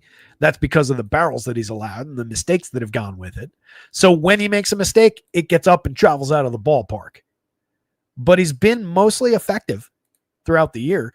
At 79, he's reasonably priced to face this up and down Brewers lineup.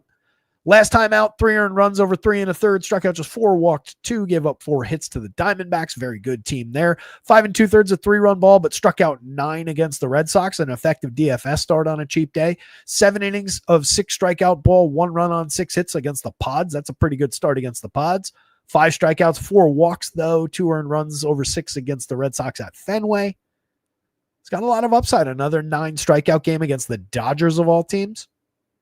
Grant Holmes, not a bad option. Reasonable on FanDuel as well at 82. I think you can get a quality start here, given the depth that he's shown in a fair number of starts. 20.6% strikeout rate from the Brewers, bolstered a little bit by some of these very low strikeout guys, like a Caleb Durbin, who's a relatively non-threatening hitter, but has a 7.1% strikeout rate. You get him on a ground ball or something. But he's difficult to strike out. But all the guys up top, all the quality bats, 20+% strikeouts at least, if not worse. A believable upside spot for Grant Holmes, but a little bit dangerous too. There is a fair amount of hard hit, but everybody kind of underperforming. Same thing with the barrels. Outside of Reese and Jake Bowers, who arguably should be hitting up here, but aren't. 10 home runs on the board for Jackson Chourio, but an underwhelming season so far. 254, 280 most concerningly, 430. Just a 176 ISO, 96 WRC plus.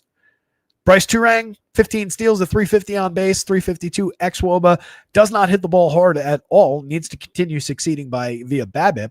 Has been walking more this year, which is helping the on base and the stolen base total and the correlated scoring. But really, really needs very specific things to continue and needs those balls to drop in. 45.1% hard hits is helping with that too, though. That's a dramatic increase in his overall hard hit rate. That's what we'll watch, whether that sustains. Yelich has the same barrel rate as both Turang and Chourio. Not necessarily great if you're Christian Yelich. 47% hard hits, though. It's still mostly delivering. 13 homers, 10 steals. 183 ISO is a little underwhelming, but a 106 WRC plus for 46, for 34 against a mid-board type pitcher is perfectly fine. But I think it still drags me over toward Grant Holmes a little bit at those low prices. Yelich is striking out 26.8% of the time this year. William Contreras at 44, 3,000, 5 home runs, 5 steals, mediocre slash line over 264, but we know what the upside looks like. Sal Frelick having a good year at 39, 28, 288, 351, 394. Certainly gets on base, provides opportunities for correlated scoring with a 112 WRC plus, and he hits directly ahead of the 2 guys who actually have been delivering premium contact this year. There's an argument to be made that the 3 best hitters to roster in this lineup, if you're going to a stack of Brewers, are those 3. As just a 3-man for exactly 3,900 apiece. By Frelick for his on base, his correlated scoring is a little bit of stolen base bonus. Hope that one of the bats right behind him comes through. Hoskins has hit 9 home runs while barreling the ball in 11.6% of his batted ball events. Bowers has an 18.5% barrel rate over 103 plate appearances, whatever number of batted ball events. He's only hit 4 home runs, stolen 4 bases, 340 on base though, 193 ISO. If nothing else, maybe these guys kick it up and generate some opportunities for the top of the lineup to drive them in. So that's a reasonable trio down there, at least to work in around the edges if you're going overboard with Brewers. They're fine. Again, a 4.15 implied total. They're easily playable, and they're not expensive. But I would make sure to at least consider some shares of those guys. Caleb Durbin, Joey Ortiz in no way qualify for that list. They're both pretty bad at the bottom of the lineup. Braves bats, Grant Holmes, Brewers bats, and Quinn Priester if you want to throw a few bad darts and miss the dartboard entirely, hit somebody who's standing next to it holding a drink. That's what Quinn Priester's in for. Blue Jays, Cardinals, Miles Michaelis, Chris Bassett, kind of little appeal here as far as the mound goes. Michael is kind of a soft tosser, plays into the low strikeout, high contact nature of the Blue Jays. I would expect at the very least for the Blue Jays some opportunities to put the ball in play, to do some sequencing here, and then it comes down to how well struck are those balls. Michaelis is not completely terrible. You can get games where he goes out, gives you 6, gives you a handful of good innings, but not much strikeout at all, 13.8% strikeouts. But that's reflected here with the 3.96 ERA. He's not bad as far as home runs because it's difficult to really, generate a ton of exit velo against him. 89 miles an hour this year, 88.8 as an average last year, while giving up more home runs on Slightly lower barrel rate, actually. That's interesting. Yeah, probably a little bit of luck there to keep home runs at 1.54 this year. Typically, we expect it around 3. A 3.96 ERA, a 4.94 xFIP, limited swinging strike rate, limited CSW. That's who Miles Mikolas is. So again, against a team that already doesn't strike out, you're just looking at some of these guys to kind of come through with driving the ball, put the ball in play, bring each other around a little bit. Bassett has more upside for Ks, 23.7% strikeouts against a 5.4% walk rate is sparkling, 3.56 ERA with a 3.33 xFIP, solid swinging strike rate, not enough of a CSW against that swinging strike rate. Can't hold anything against him in the power department, has been very good with a 36.5% hard hit rate, 87.4 miles an hour of exit velo. A few too many barrels, but hasn't cost him anything. 2.84% home runs. Last year was a little bit bumpier, but was still good for Ks. More runs, 4.28 xFIP, fewer swinging strikes, more walks. The walks have come down nicely, 5.4%, cut in half from last year, down from 2 years ago as well. He was pretty good 2 years ago in 200 innings over 33 starts. Eminently playable, 7,700. Easy to reach on DraftKings. It's FanDuel where I don't like it at 91. That's the real challenge against the Cardinals team that is good, not great. 4.38 implied total. Plenty of bats that can put decent wood on the ball up at the top of the lineup. Plenty of options who are good for on-base upside. That top 5, the average on-base percentage, 358. The average xWOBA under the covers, also 358. How about that? Everybody in that top end creating runs at an above average clip by WRC+. They're not great down the bottom of the lineup. They have issues turning the lineup over. I have issues with this team as far as DFS, given the total lack of home run hitting that they have. Nobody with more than 7 home runs after 200 and change plate appearances for a lot of these hitters. Kind of a lack of power. You do have a 246 ISO over 136 chances for Ivan Herrera, who's batting second today. He's all the way up to 4,500, though, on DraftKings. As I've said a few times, I believe in the bat. The kid's been a long time high-end prospect, but part of that is just because he's a very good catcher. Part of that is also for the bat, though. But you don't necessarily want to pay that tax against a effective version of Chris Bassett, who's been limiting home runs. It has never been completely terrible for home run downside. You don't want to pay that tax for home runs that he's already hit, for power that he's already delivered in just kind of a middle of the road team today. So I don't love him at 45. 29, he's more usable, but he's just first base util on FanDuel. Donovan at 43, 3,000 kind of runs into the same challenge. It's not that those are crazy high prices on DraftKings, but you are paying a little bit of tax for the quality Brendan Donovan's already provided in his 274 plate appearances. It's been the best stretch we've ever seen him. Finally delivering on expectations, as I've said a few times. Low strikeout, upper medium walk rate. Not bad for hard hits, but more correlated score. More a little bit better than a mix and match guy, but he's like the guy you want to be putting into your lineup. You know, if he's your 4th click in a 5-man, even if he's your 3rd, if he's your top priority bat, your best performer, it's not a great lineup. Mason Wynn at 38-28 is at least affordable. 6 homers, 3 steals, good on base percentage at 343. Again, correlated scoring, I could easily see coming through up top, but that's the challenge. Do we get there more than 5 times total? Does it become a good DFS day, or are they just scoring 4 to 5 runs? I think there's a lot of just mediocre kind of days. And there's a few in there where Chris Bassett has a good start. Find some Ks. Wilson Contreras at just 3,900. You are buying a lot of barrels, a lot of hard hits, consistent with his previous year's output in those departments. He's at 252, 331, 402. He hasn't been bad, but a 150 ISO is not really reflective of that contact or the 374 xWOBA. A lot of expectations for a good, second 2/3 of the season here, final 2/3 of the season here for Contreras. Alec Burleson, mix and match quality. Nolan Arenado completely broken and would not be all that interested at 38-27 across sites. In a bunch of Cardinal stacks, sure, a few shares, but he's lost. He's gone. Nolan Gorman, there is power upside there. Hasn't really shown much over 119 chances, a lot of strikeouts, has pushed walks a little bit.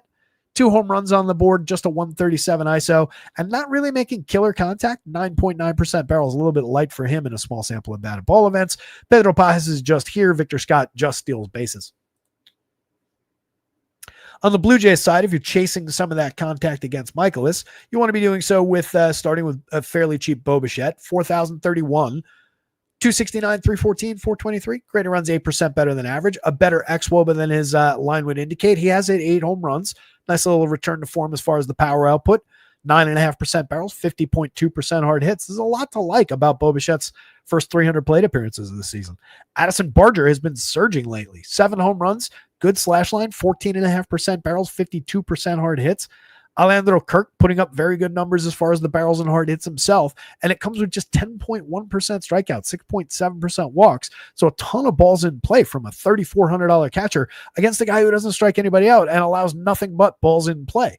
That's a good option at catcher. That's a reasonable one-off to consider at catcher at 3,400. 316, 361, 421 so far from him. 4 home runs. George Springer, down lineup. I'm just now noticing there's no Vladdy. 4,300 for Springer, 3,200 on FanDuel. Very playable, especially given the output so far this year, the return to form that we've seen. 10 home runs, 7 steals. Not a bad option.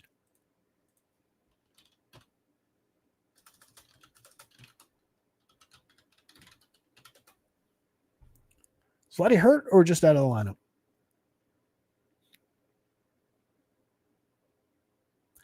I guess he's just out of the lineup today. Anyway, it does, taking him out of the equation definitely hampers the enthusiasm for this team, because then you immediately get into the Andres Jimenez, Ernie Clement, Nathan Lukes, Jonathan Klaas, Alan Rodens of the world, and nobody down that way has been all that appealing, with apologies to Ernie Clement's big week from 2-3 weeks ago when he hit 2 out of those 3 home runs and looked like a superstar on 2 of those DFS days. He is not that hitter. Never was, never will be. 273, 311, 384. He probably is one of the more playable guys from down there.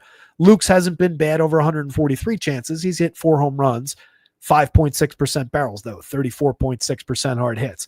Both those guys are low strikeout. Both those guys can put the ball in play. And again, that's what we're looking for against Michaelis. So probably more so than on other days, those guys are at least on the board for shares. You can stretch out to get to some of the ugly bats down the bottom of the lineup, but they remain kind of low appeal. And then Klaas and Roden are challenging at best.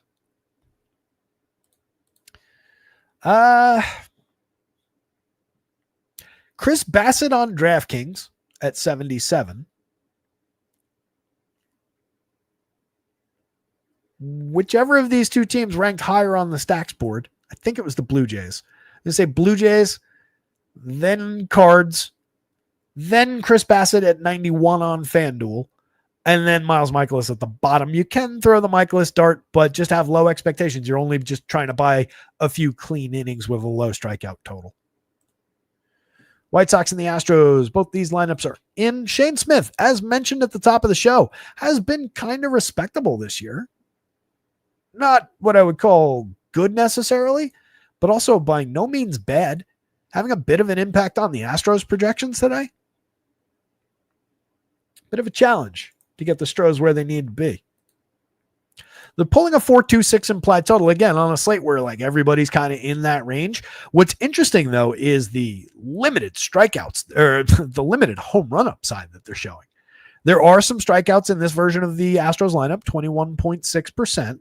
You do have some guys very low strikeout up at the top of the lineup, and then pushed up aggressively by a couple small samples. Jake Melton at 36.4, but only 22 plate appearances. Medium sample Cam Smith. Christian Walker higher than he typically is. So it's probably a little lower, the true number versus what they've done so far. But Shane Smith's out there with a 22.9% strikeout rate, 12.5% swinging strike rate, even more interestingly. Has some effective stuff, but rates out poorly by stuff plus, 95.86. 2.45 ERA, but a 4.05 xFIP. Walking too many at 9.5%. That's why we don't, I think, want to go to Shane Smith at 8,000 at 8,300 with kind of a mediocre projection on a day where there's a lot of same to work with. I don't love anything about that, but I do think it's realistic that maybe it keeps the Astros 3 to 5 run kind of range, and they don't really go they don't really go crazy and bend the slate here. The guy I'm really interested in, though, Lance McCullers, 8,500, 9,300. Over 24 and a third, pitching to a 4.44 ERA, but a 3.63 xFIP as he's just finding his way back after being gone for 2 years. Remember, this guy did not pitch last year, did not pitch the year before. Pitched 8 starts, 47 and 2/3 back in 2022. It's been a minute. In his last 2 starts, with his feet firmly on the ground, he's been excellent. Against a comparable Pittsburgh team last time out, 7 strikeouts, 1 walk, went 6, 2-hitter, no runs. Start before that, did give up 3 earned runs on 5 hits, allowed a home run, but went 6, struck out 12 of 24 Athletics, career high strikeout number, coming back after basically not pitching for 3 years. Lance McCullers is really, really good. 8,500 is too cheap against this terrible White Sox lineup. What they can throw at him a little bit from up top is patience, is on base, right? You've got some very low strikeout guys up here, but he's got more than enough talent to go punch out those hitters. We could see a little bit of challenge around the walks. Tauchman draws a great walk rate. Chase Meadroff is very low strikeout with a matching 12% walk rate, slashing 299, 383, 370. Could easily give McCullers fits here if he's laying off some of the breaking stuff. But again, just love the upside for McCullers and who he is at those prices. We'll have plenty at 93 on FanDuel. 85 is an absolute bargain on DraftKings. If you're going to the White Sox,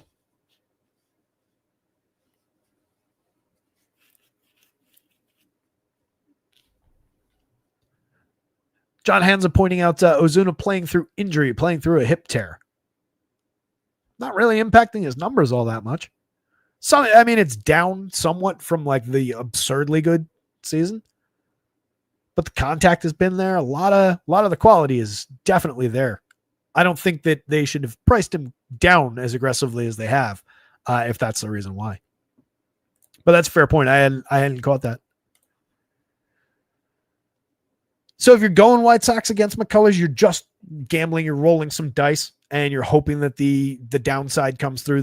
Maybe the extra day off messes him up a little bit. Maybe he was on rhythm, and pitchers can be weird that way. I think it works in his favor. But you're going to Tauchman, Meadroff up at the top of the lineup, and then you're kind of just mixing and matching your way the rest of the way through. Maybe it's best as a 2-man, maybe it's best as a 3-man. You don't have direct correlation from Lou Bob anymore with those top quality guys. Regardless of what's going on with that hitter, he should just be entrenched up at the top of the lineup, because what are we doing with Andrew Benintendi? We're trying to figure out if he's actually good. I'm promising you he's not. 246, 317, 430 has been fine. 6 home runs, but there's nothing special there. There's nothing good there. 183 ISO. The X-Wob under the covers is fine. It's reflective of the 15.5% barrels. Medium strikeout. But we've seen plenty of Andrew Benintendi to know that he's not even this good in terms of the power output we've seen. Miguel Vargas has been low strikeout, fairly high walk, medium contact, 9 home runs in 257 plate appearances, but slashing just 237, 319, 421, a 184 ISO. Again, another guy, an ex-Woba that's at least encouraging for him to keep it up, maybe improve on it as time goes on. 109 WRC plus. There's a decent stretch of run creation here over these medium sample sizes. But again, we've got enough to know. I think we've got enough to know. This is a guy I actually believe is as good as he's been, but not the guys around him. Edgar Quero put decent wood on the ball at 43.7% hard hits, but yet to barrel a ball in 143 plate appearances. Low strikeout, fairly high walk. Another guy maybe challenges McCullers here. You've got the dual catcher configuration with Kyle Teal, so you got to pick your option there. Teal, high-end prospect, 10 good plate appearances so far. Keep it up. Lou Bob, problematic at 177, 265, 281. Nobody's saying it's been fun. 21 steals at least to keep the DFS, the fantasy scoring, alive a little bit. 5 home runs, 11.1% barrels, 43% hard hits. The barrels are up. The hard hits are up. It's weird. I know. The walks are up. 10.7% walks is up from 6.6. Strikeouts are down from 33.2 to 31.3. It's a lot of bad results. There's a lot of actual slight improvements over what was a bad year last year. Once upon a time, this is a very, very good player. Josh Rojas, Tim Elko, mix and match quality down bottom. Both sub Mendoza so far. Astros bats, 4.26 implied total. I do think you can go here. I do think that's probably, though, you're looking for correlated scoring, some sequencing, and then maybe you get that one big knock out of Isaac Paredes in a home game, out of Jose Altuve, who's up to 9 home runs on the season. A little sign of life from Christian Walker, who's only hit 8 and is slashing 207, 269, 350, over 260 plate appearances. That is not the player this guy was. I don't know what's going on there. 12.6% barrels and 46.1% hard hits, but just a 315 xWOBA. It's limited things to cling to here with Walker outside of just who he's been. He's gotten very cheap, though. 2,800 on FanDuel, 3,800 on DraftKings. Easy to reach at those prices against a pitcher who's been decent, but is gettable. Jainer Diaz, 8.6% barrels, 43.1% hard hits. Another player is just scuffling and looks nothing like his former self so far this year. Hopefully some signs of life. He's up to 8 homers. A 348 xWOBA is very encouraging under the covers. Very low strikeout, but not quite as low as he's been. Walks are right around the same, so you're just looking for that premium contact for 36. He's also gotten cheap. Jake Myers, Victor Caratini, Cam Smith, Jacob Melton. You can get good bat on ball out of either of these two guys, Caratini or Cam Smith, for cheap pricing. You get decent on-base opportunities and run creation opportunities out of either of those guys. Jake Myers has overperformed his talent over 221 plate appearances, but he's been downright good. 123 WRC plus, one of the better marks on the team. 361 on base, 10 steals. Easily playable up and down the lineup here for the Astros. So it's a deep lineup. It's probably deeper than it is wide, if that makes sense. Right? Or deeper than it is. No, deeper or higher. That doesn't really work. You know what I'm trying to say. There's length to it, but it's not one of the top priority spots of the day. McCullers, Astros bats, Shane Smith. I don't love the pricing. And White Sox, just contrarian options if you want them. All right, Coors Field game. We're not going to really spend much time on Carson Palmquist, who just looks to me like a target for all this home run upside from the Giants, all that run upside at a 6.87 implied total. He's given up a 4.60% home run in his 4 starts, his 18 innings, while not striking anybody out and walking too many. He's got a 5.59 ERA under an 8.50 xFIP, or other way around, 8.50 ERA above a 5.59 xFIP, and that's all you really need to know. The guy who is interesting is Kyle Harrison. Kyle Harrison's facing a Rockies team with a confirmed lineup that has a 25.3% strikeout rate and a 5% walk rate this year. They have one guy into the double digits for home runs, and Hunter Goodman had most of those a couple of weeks ago. He's come down around the edges here to 280, 327, 483. Still a 203 ISO. There is very believable power in this Rockies lineup, and there are believable righties with power in this Rockies lineup. It's Coors Field. They're carrying a 4.78 implied total. It is not at all safe. But for a pitcher with a 24.1% strikeout rate in his 18 2/3, his 3 starts, pitcher who was excelling in AAA, who's one of the highest end prospects on the mound in all of baseball just a couple years ago, one of the top or the top lefty pitching prospect just a couple years ago, coming in with a 14% swinging strike rate in the show so far this year, a very respectable command. I am interested in Kyle Harrison here. There are some flaws showing still.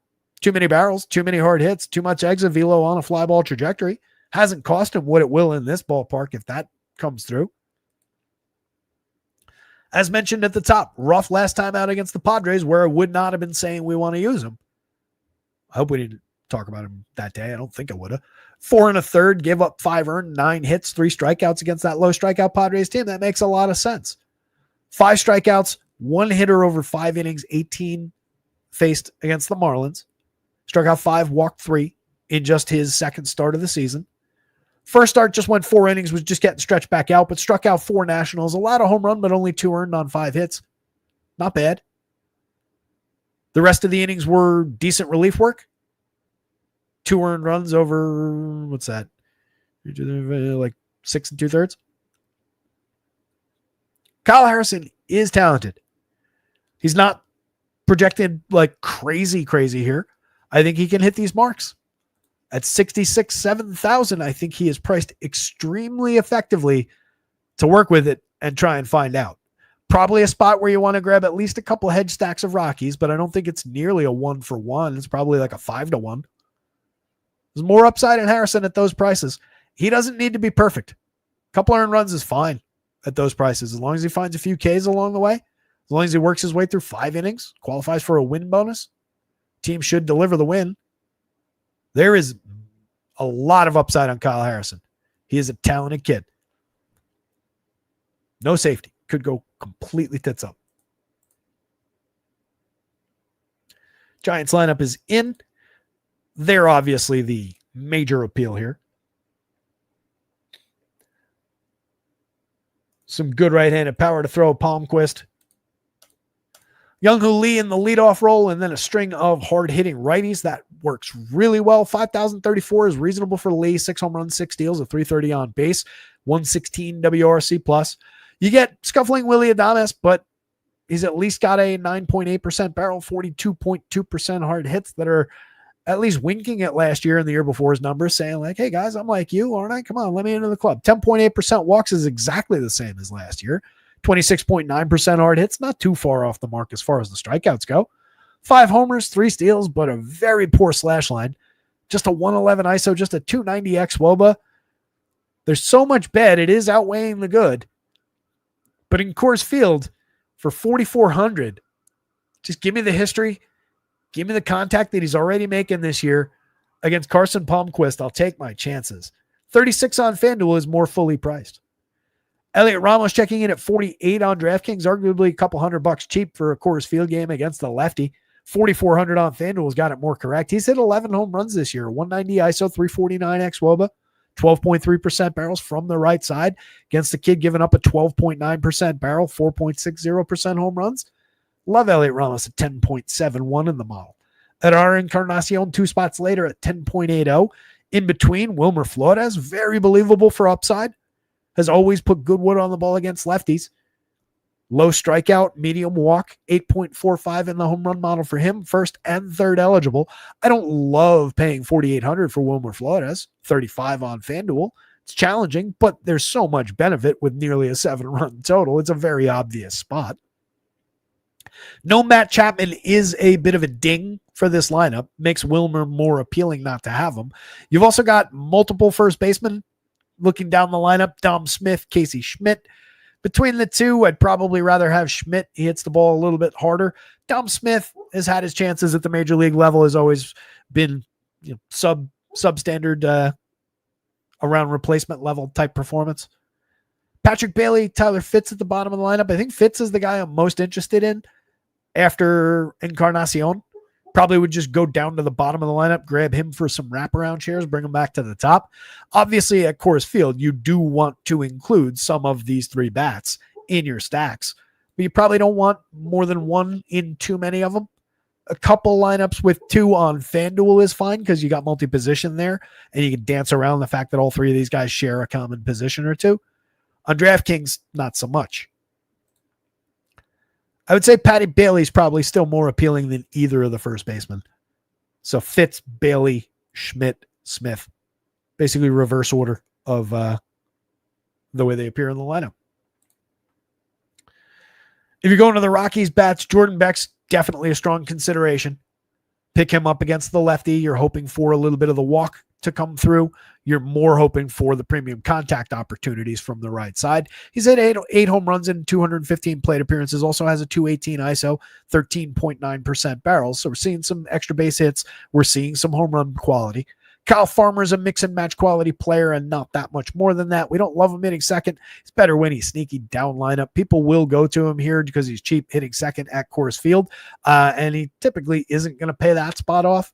He's okay. Could go deep, but limited. 4.73 in the home run model, sub 5% home barrel rate, limited for around 32% hard hits each of the last few years. Goodman has very real power. 10 home runs, like I said, 11% barrels, 50% hard hits. It's just, what does the ongoing quality really look like? We'll find out. He's affordable at catcher at Coors Field for 42 on DraftKings. 35 is a little bit up there on FanDuel. He does strike out 25% of the time while not really walking that much. Thairo Estrada has given us some quality for counting stats, at least. Limited as far as the contact goes. Not having a great 33 plate appearances in terms of any counting stats, but has gotten on base a couple of times. Just a 58 WRC plus, pretty limited, but cheap at second base at Coors Field. Ryan McMahon, mix and match quality for a little bit of premium contact upside, 11.4% barrels, 51% hard hits, 7 homers, getting just typical Ryan McMahon numbers. That's what he looks like. I'm very curious to see what he looks like when he gets traded out of Coors Field. Brenton Doyle, a lot of premium contact from him, but another guy, 196, 252, 314, not paying off that quality contact at all. Even at Coors Field, it's a little difficult to see. Kiston Hiura, another cheap second baseman, 28-24 across lineups, also first base eligible. Easy enough to justify some shares, 7.61 in the home run model. He does have a little bit of pop from the right side of the plate. Not a terrible option, just another guy who never really reached his pedigree. They've got him. They've got Mickey Moniak. This team has multiple players that used to be on my dynasty team and that have washed out of the other side of the system. Ryan Ritter, Tyler Freeman, down lineup, mix and match quality at best. Very much goes Giants bats, Kyle Harrison value, Rockies bats, no Carson Palmquist. Jesus, 3 games left. All right, we're going to do these last 3 in kind of a hurry because it's 5:56, 7:10 start. We got to get some lineups updated, and I got to stop talking and start breathing again. Fortunately, Mitch Spence, mix and match quality maybe on the mound, 75, 76, not crazy expensive from that group of pitchers that are like below the plateau. He is playable from down here in the same way that Woods Richardson's playable, in the same way that Shane Smith is loosely playable for a higher price, in the same way that maybe Grant Holmes comes with more quality. How did this get on? Oh, I was like, wait a minute. That unsorted. Ooh, that unsorted because it was not saved prior to the power outage. Yeah, Grant Holmes is actually up here. But here's Mitch Spence, right? So as playable as any in this territory. With some additional upside from the strikeouts that are present in the Angels lineup. 26.9% for this projected version of the Angels. Definitely some big-time power threat. We do have their confirmed, but definitely some strikeout upside. So not off the board, but not appealing, not a priority.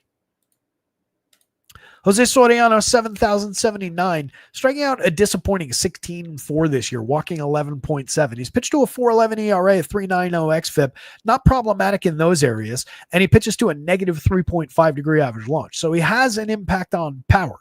It's not completely showing through the A's. Those numbers are diminished a little bit. But if you look back in time, he was a little bit more gettable in those barrel launch angle departments a couple years ago as a reliever. Also struck out more, but also walked a ton. Last year, it was limited for launch, limited for home run total, but there were some hard hits. There were a few more barrels along the way. He has allowed a 7.1% barrel this year. So it's not completely taking the home run away from at least the top end of the A's home run hitters. But you can see it's just Rooker and Soderstrom carrying through above the magic numbers. Soderstrom barely clinging to that. So maybe not the best power day for the A's. I still think they're on the board for some run scoring opportunities, but Soriano's been reliably keeping teams in the 3 to 4 run department without a ton of home run upside. So limited day for the A's, maybe limited day for the Angels, but they're drawing a higher total at 4.87, which is part of the problem against Spence. He's allowed some premium contact, 10 plus barrels, 44.6% hard hits. It's 44 innings, a lot of bulk relief work, 1 start. He did go 5 in that start. I think we expect 5 again from him here, but we can target him with some Angels power at the very least. You want to have probably a 1-for-1. If you use any Spence, grab an Angel stack in another lineup because they do show some power upside. Mike Trout at 11.47.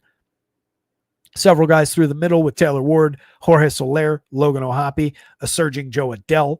Everybody's got pop in this lineup. A lot of strikeouts, but some power. Starting with the A's, Lawrence Butler from the top, 46, 36 across sites, having another very strong season, 9 home runs, 10 steals, tremendous fantasy player, just under a 200 ISO, 127 WRC plus. Jacob Wilson, a ridiculous year so far. 366, 402, 520 with a 5.9% strikeout, 5.1% walk. Those numbers are ludicrous for how inexperienced and young he is. Brent Rooker at 47.34 has gotten a little bit cheap. 13 home runs, a very strong slash line. Strikeouts down at 21.5% from Brent Rooker. That's absurd. 13.1% barrels, 45.1% hard hits. We're a little bit lighter in those departments so far this year. We've had some positive trade-off for sure in terms of the strikeout, the walk, without costing him too much. It'll be interesting to see if the power surges a little bit as the weather warms and so on and so forth. Soderstrom, just a great year. 14 homers and 287 plate appearances, creating runs 31% better than average. Fire away. Good lefty to throw at Soriano here. But again, we are cutting the home run expectation a little bit. Max Athletics, Muncie, 26-24 across sites. Middle infield, you want him at second base on both. He's hit 4 home runs, pretty underwhelming in other areas, but a 180 ISO, 9.7% barrels. Kurtz, 12.7% barrels, 46% hard hits, 5 home runs and 112 plate appearances, keeping up the pace for power that he was showing in the minor leagues. A tremendous home run opportunity. But again, negative 3.5 degree average launch from Soriano. It's challenging to hit homers against. Luis Urias, JJ Bleday, Willie McIver, down lineup, mix and match quality all. Bleday, 7 home runs, but at the Mendoza line. Urias, 6 home runs in 188 plate appearances, slashing 245, a very respectable 341. 390 slug is mediocre, but he's always been a reasonable source of cheap, low-owned second base or infield home run upside. So I think you can continue to use him that way in the long term. It's just, again, against Soriano, who we expect to cut home run quality, not a great spot. Zach Neto, 52-34, has 10 home runs, 11 steals. The slash line has kind of come down a little bit, 272, most concerningly a 307 on base, but it's stellar 366 xWOBA, making killer contact. Needs to press the walks a little bit. That's part of that issue. Needs to cut the strikeouts down a little bit, but it's been very, very good. 52-34 is easy to work with, even with Trout being expensive as well at 52. That, for one, is Mike Trout, so it's worth paying. But for two, you got a lot of cheap bats around them to work with, so it's easy to get to. Nolan Shanuel gets on base enough to justify his existence in that spot. 374 on base, creating runs 16% better than average with direct correlation to their 2 stars, as well as this stretch of medium power bats. Taylor Ward at 43-31 has 18 home runs to lead the team. He's also slashing 209, 264, 82. So some good, some bad, but is just a pure power bat. That's exactly where we want him. Soler is just cheap now, 3,300 for all the power we've seen from this hitter over time. Just ride with the quality that we know is still there. 10.1% barrels, 38.9% hard hits, down appreciably from previous seasons for sure, with more strikeouts, fewer walks. It's been problematic, but maybe trying to do too much while Trout was out. Maybe we catch a wave and we see the uptick in opportunity. There is power available against Mitch Spence. Ohapi's been mashing, no power questions about him. 17.5% barrels, 53.2% hard hits, 14 homers and 205 plate appearances. 4,300, he's kind of gotten priced up a little bit. Still affordable. He's within reach, but he's a little bit more expensive than he otherwise was. The guy who's not is Joe Adell. 12 home runs now. How many did he hit yesterday? Was it 1 or was it 2? I think he hit at least 1. He's been mashing. I've been nonstop talking about it. Just yesterday, I said if he sees 500 plate appearances, he's got a shot at 30 home runs. 243 ISO on the season, a 374 xWOBA, 13.1% barrels, 47.7% hard hits. A member of that group of swingers. Ooh, that's a little different than what I wanted to say. He might be a member of a group of swingers. I'm not sure. But in a baseball sense, a member of a group of guys who swing the bat, just like Shohei Ohtani in terms of bat speed and fast swing rate. Other members of that club on the plus end, Jordan Alvarez, Julio Rodriguez, Matt Chapman, Shohei Ohtani. And then the other outlier guy, it was Joe Adell and Christopher Morel. You've seen better results from Joe Adell than you have Morel, but he's also got major, major power when he connects with the ball. 3,200, 2,900 is the right price to buy Joe Adell. He also comes with a little bit of speed upside that he hasn't used at all this season, but did use quite a bit last year. Luis Reynifo's been bad. Scott Kingery's been okay over 50. No, he's been bad too over 15 plate appearances. I thought he had a few hits along the way there, but I guess not. 36 and a 13 WRC plus. Reynifo's up to a large enough sample size to really be concerned about it now. He was effective last year. Had some stolen bases. Had some good correlated scoring days. Angels bats. A's bats, Soriano, Spence.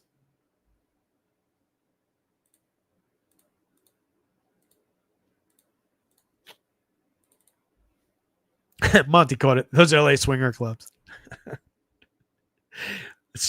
I heard it coming out of my mouth sideways, and I was like, oop, not going to be able to stop that one.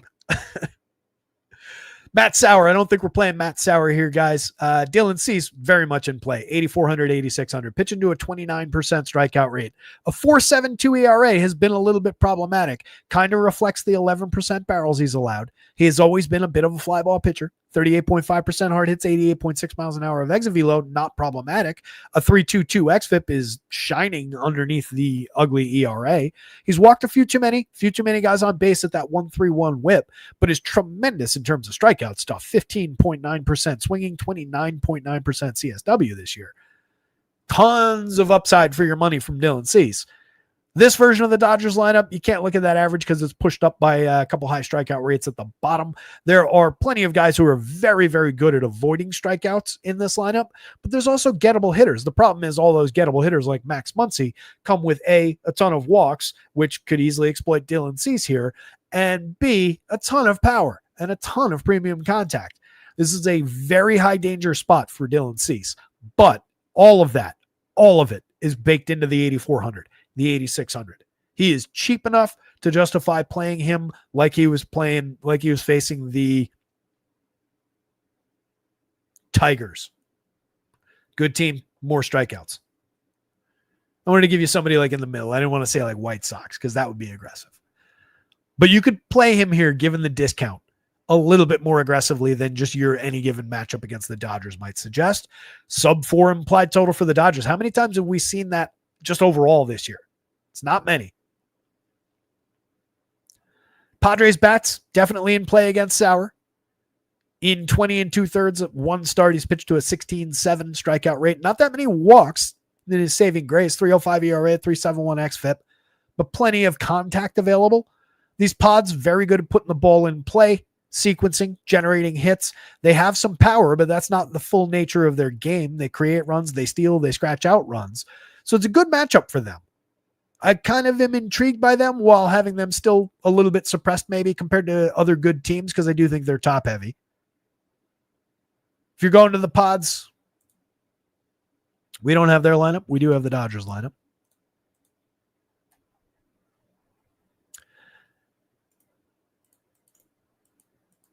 And why is this? I don't know if you can see this. I'm clicking up here and it's down there for some reason. It's been weird that way lately. Ghost in the machine. So if you're going to the pods, presumably we get the same lineup we've been getting with Fernando Tatis at 4,900, 3,800. For as much as you might be playing this one for content. What happened here?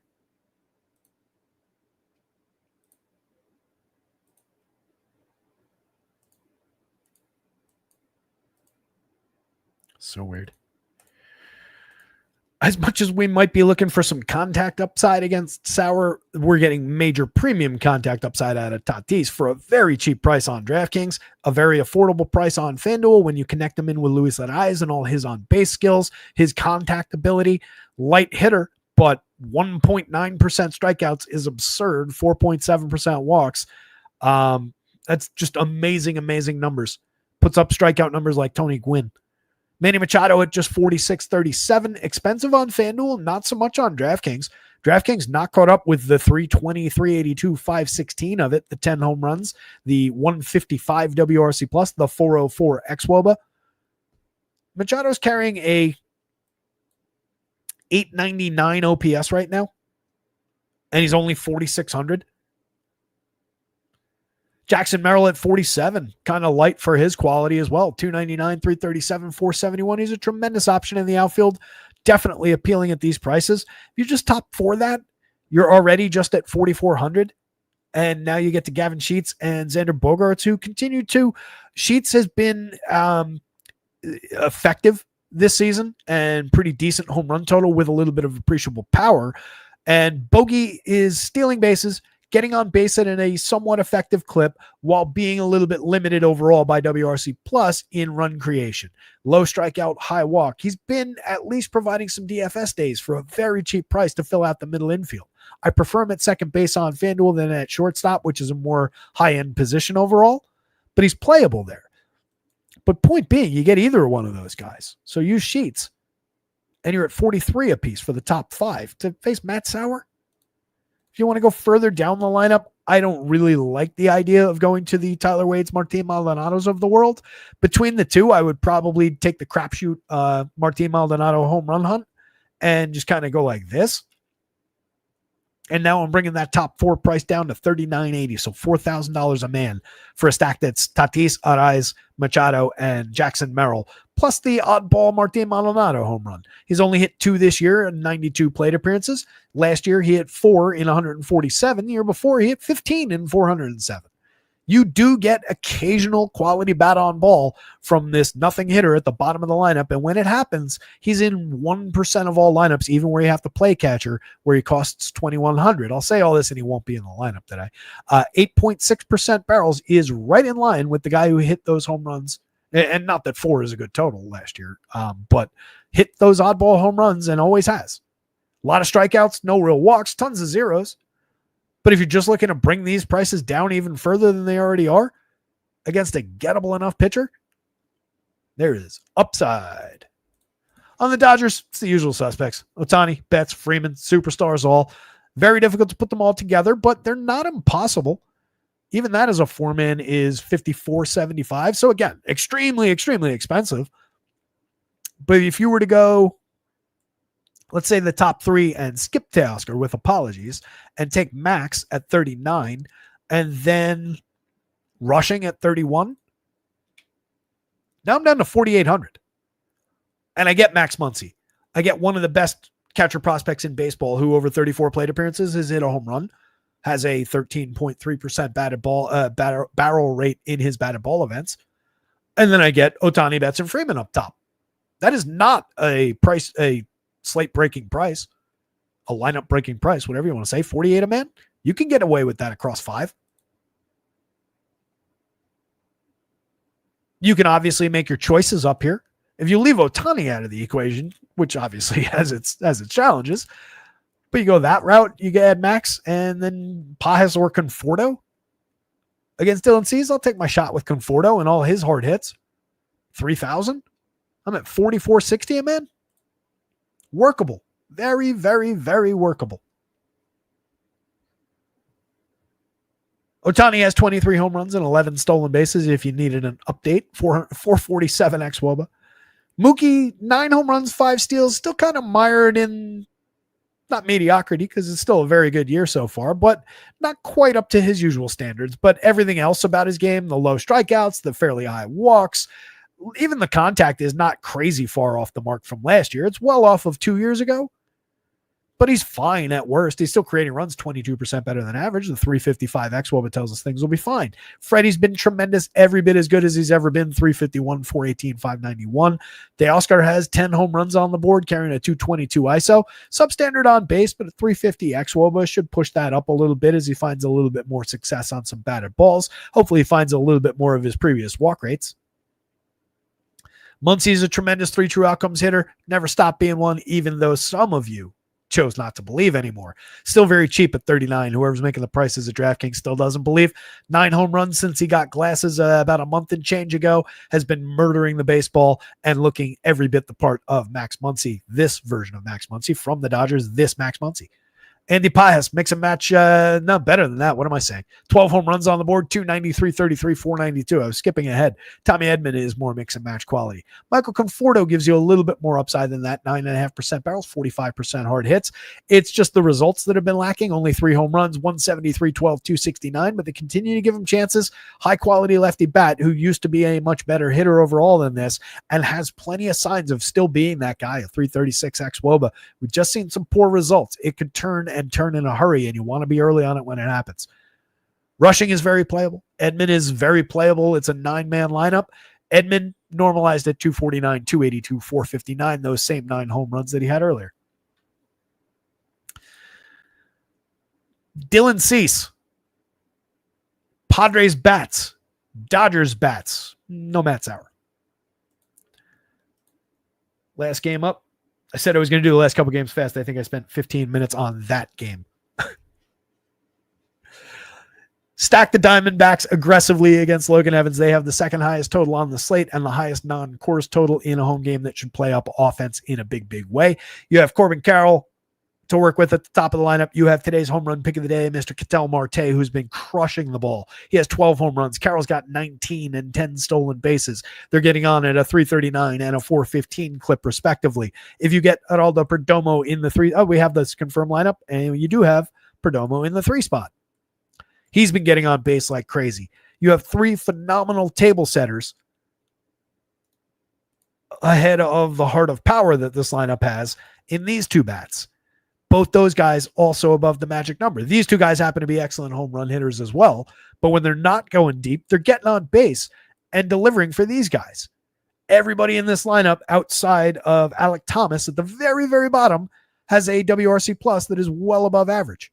The average WRC plus is 30 points above the league average by WRC plus, which would be weird. It would be weird if you were measuring WRC plus by anything else.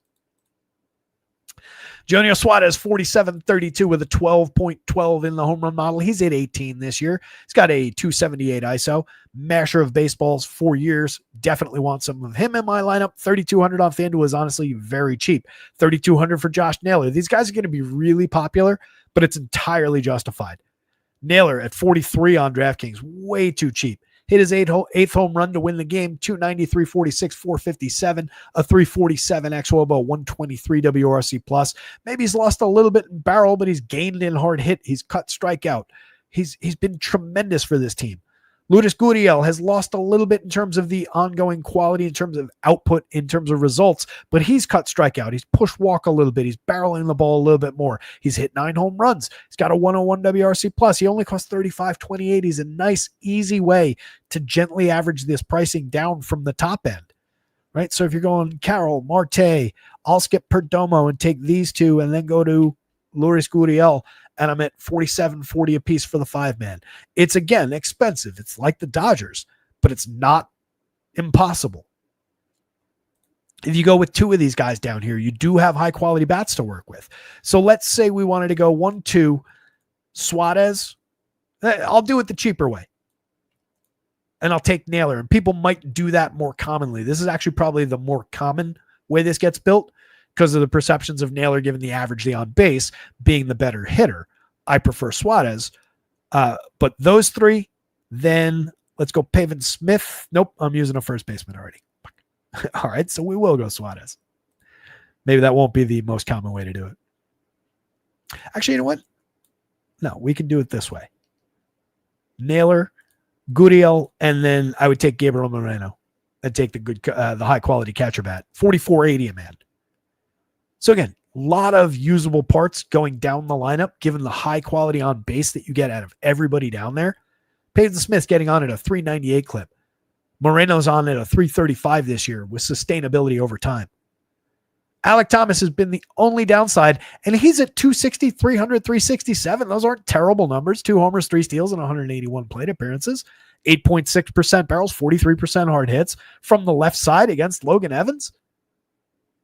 That could easily connect at just 28-25. Alec Thomas is on the board. Mariners bats. Definitely in play against Brandon Pfaadt. Between the 2 pitchers, give me Pfaadt every single time over Logan Evans. I do still believe in the talent despite the struggles. 5.51 ERA, but a 4.19 xFIP shows the quality a little bit. Has a lot of work to do. Just 17.8% strikeouts on 9.4% swinging this year, but over 181 and 2/3 in 32 starts last year. He had a 24.3% strikeout rate on 11.4% swinging, a 29% CSW, walked just 5.5. That's at least intact. He's given up way too much premium contact and power.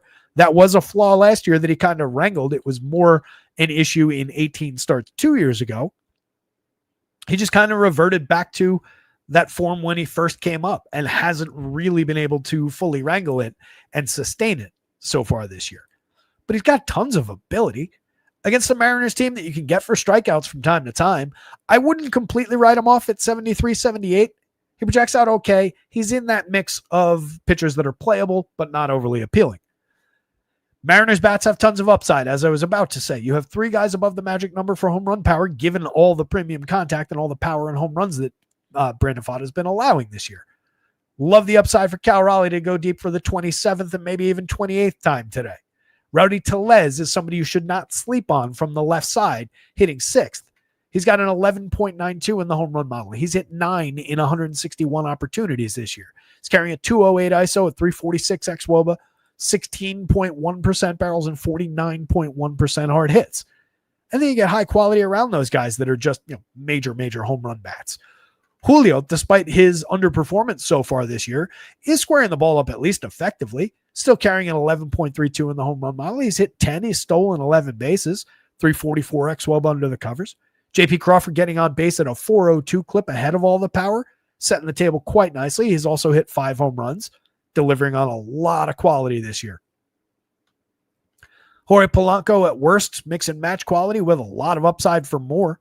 A lot of barrels, a lot of hard hits so far this year. We'll see if it sustains. It dipped, and then we get kind of medium quality right now. 257, 303, 469 in the long term, but still a 211 ISO, 10 home runs, a 366 xwOBA. It's a lot to like, and he's not expensive at 42.29 against a struggling pitcher. Randy Arozarena is not expensive. 11.1% barrels, nearly 50% hard hits out of him. Too many strikeouts, but a lot of walks. 232, 345, 391, 7 homers, 11 steals, a 120 WRC plus. When this team goes off, he is usually a part of it. A lot of upside down lineup in those 2 hitters.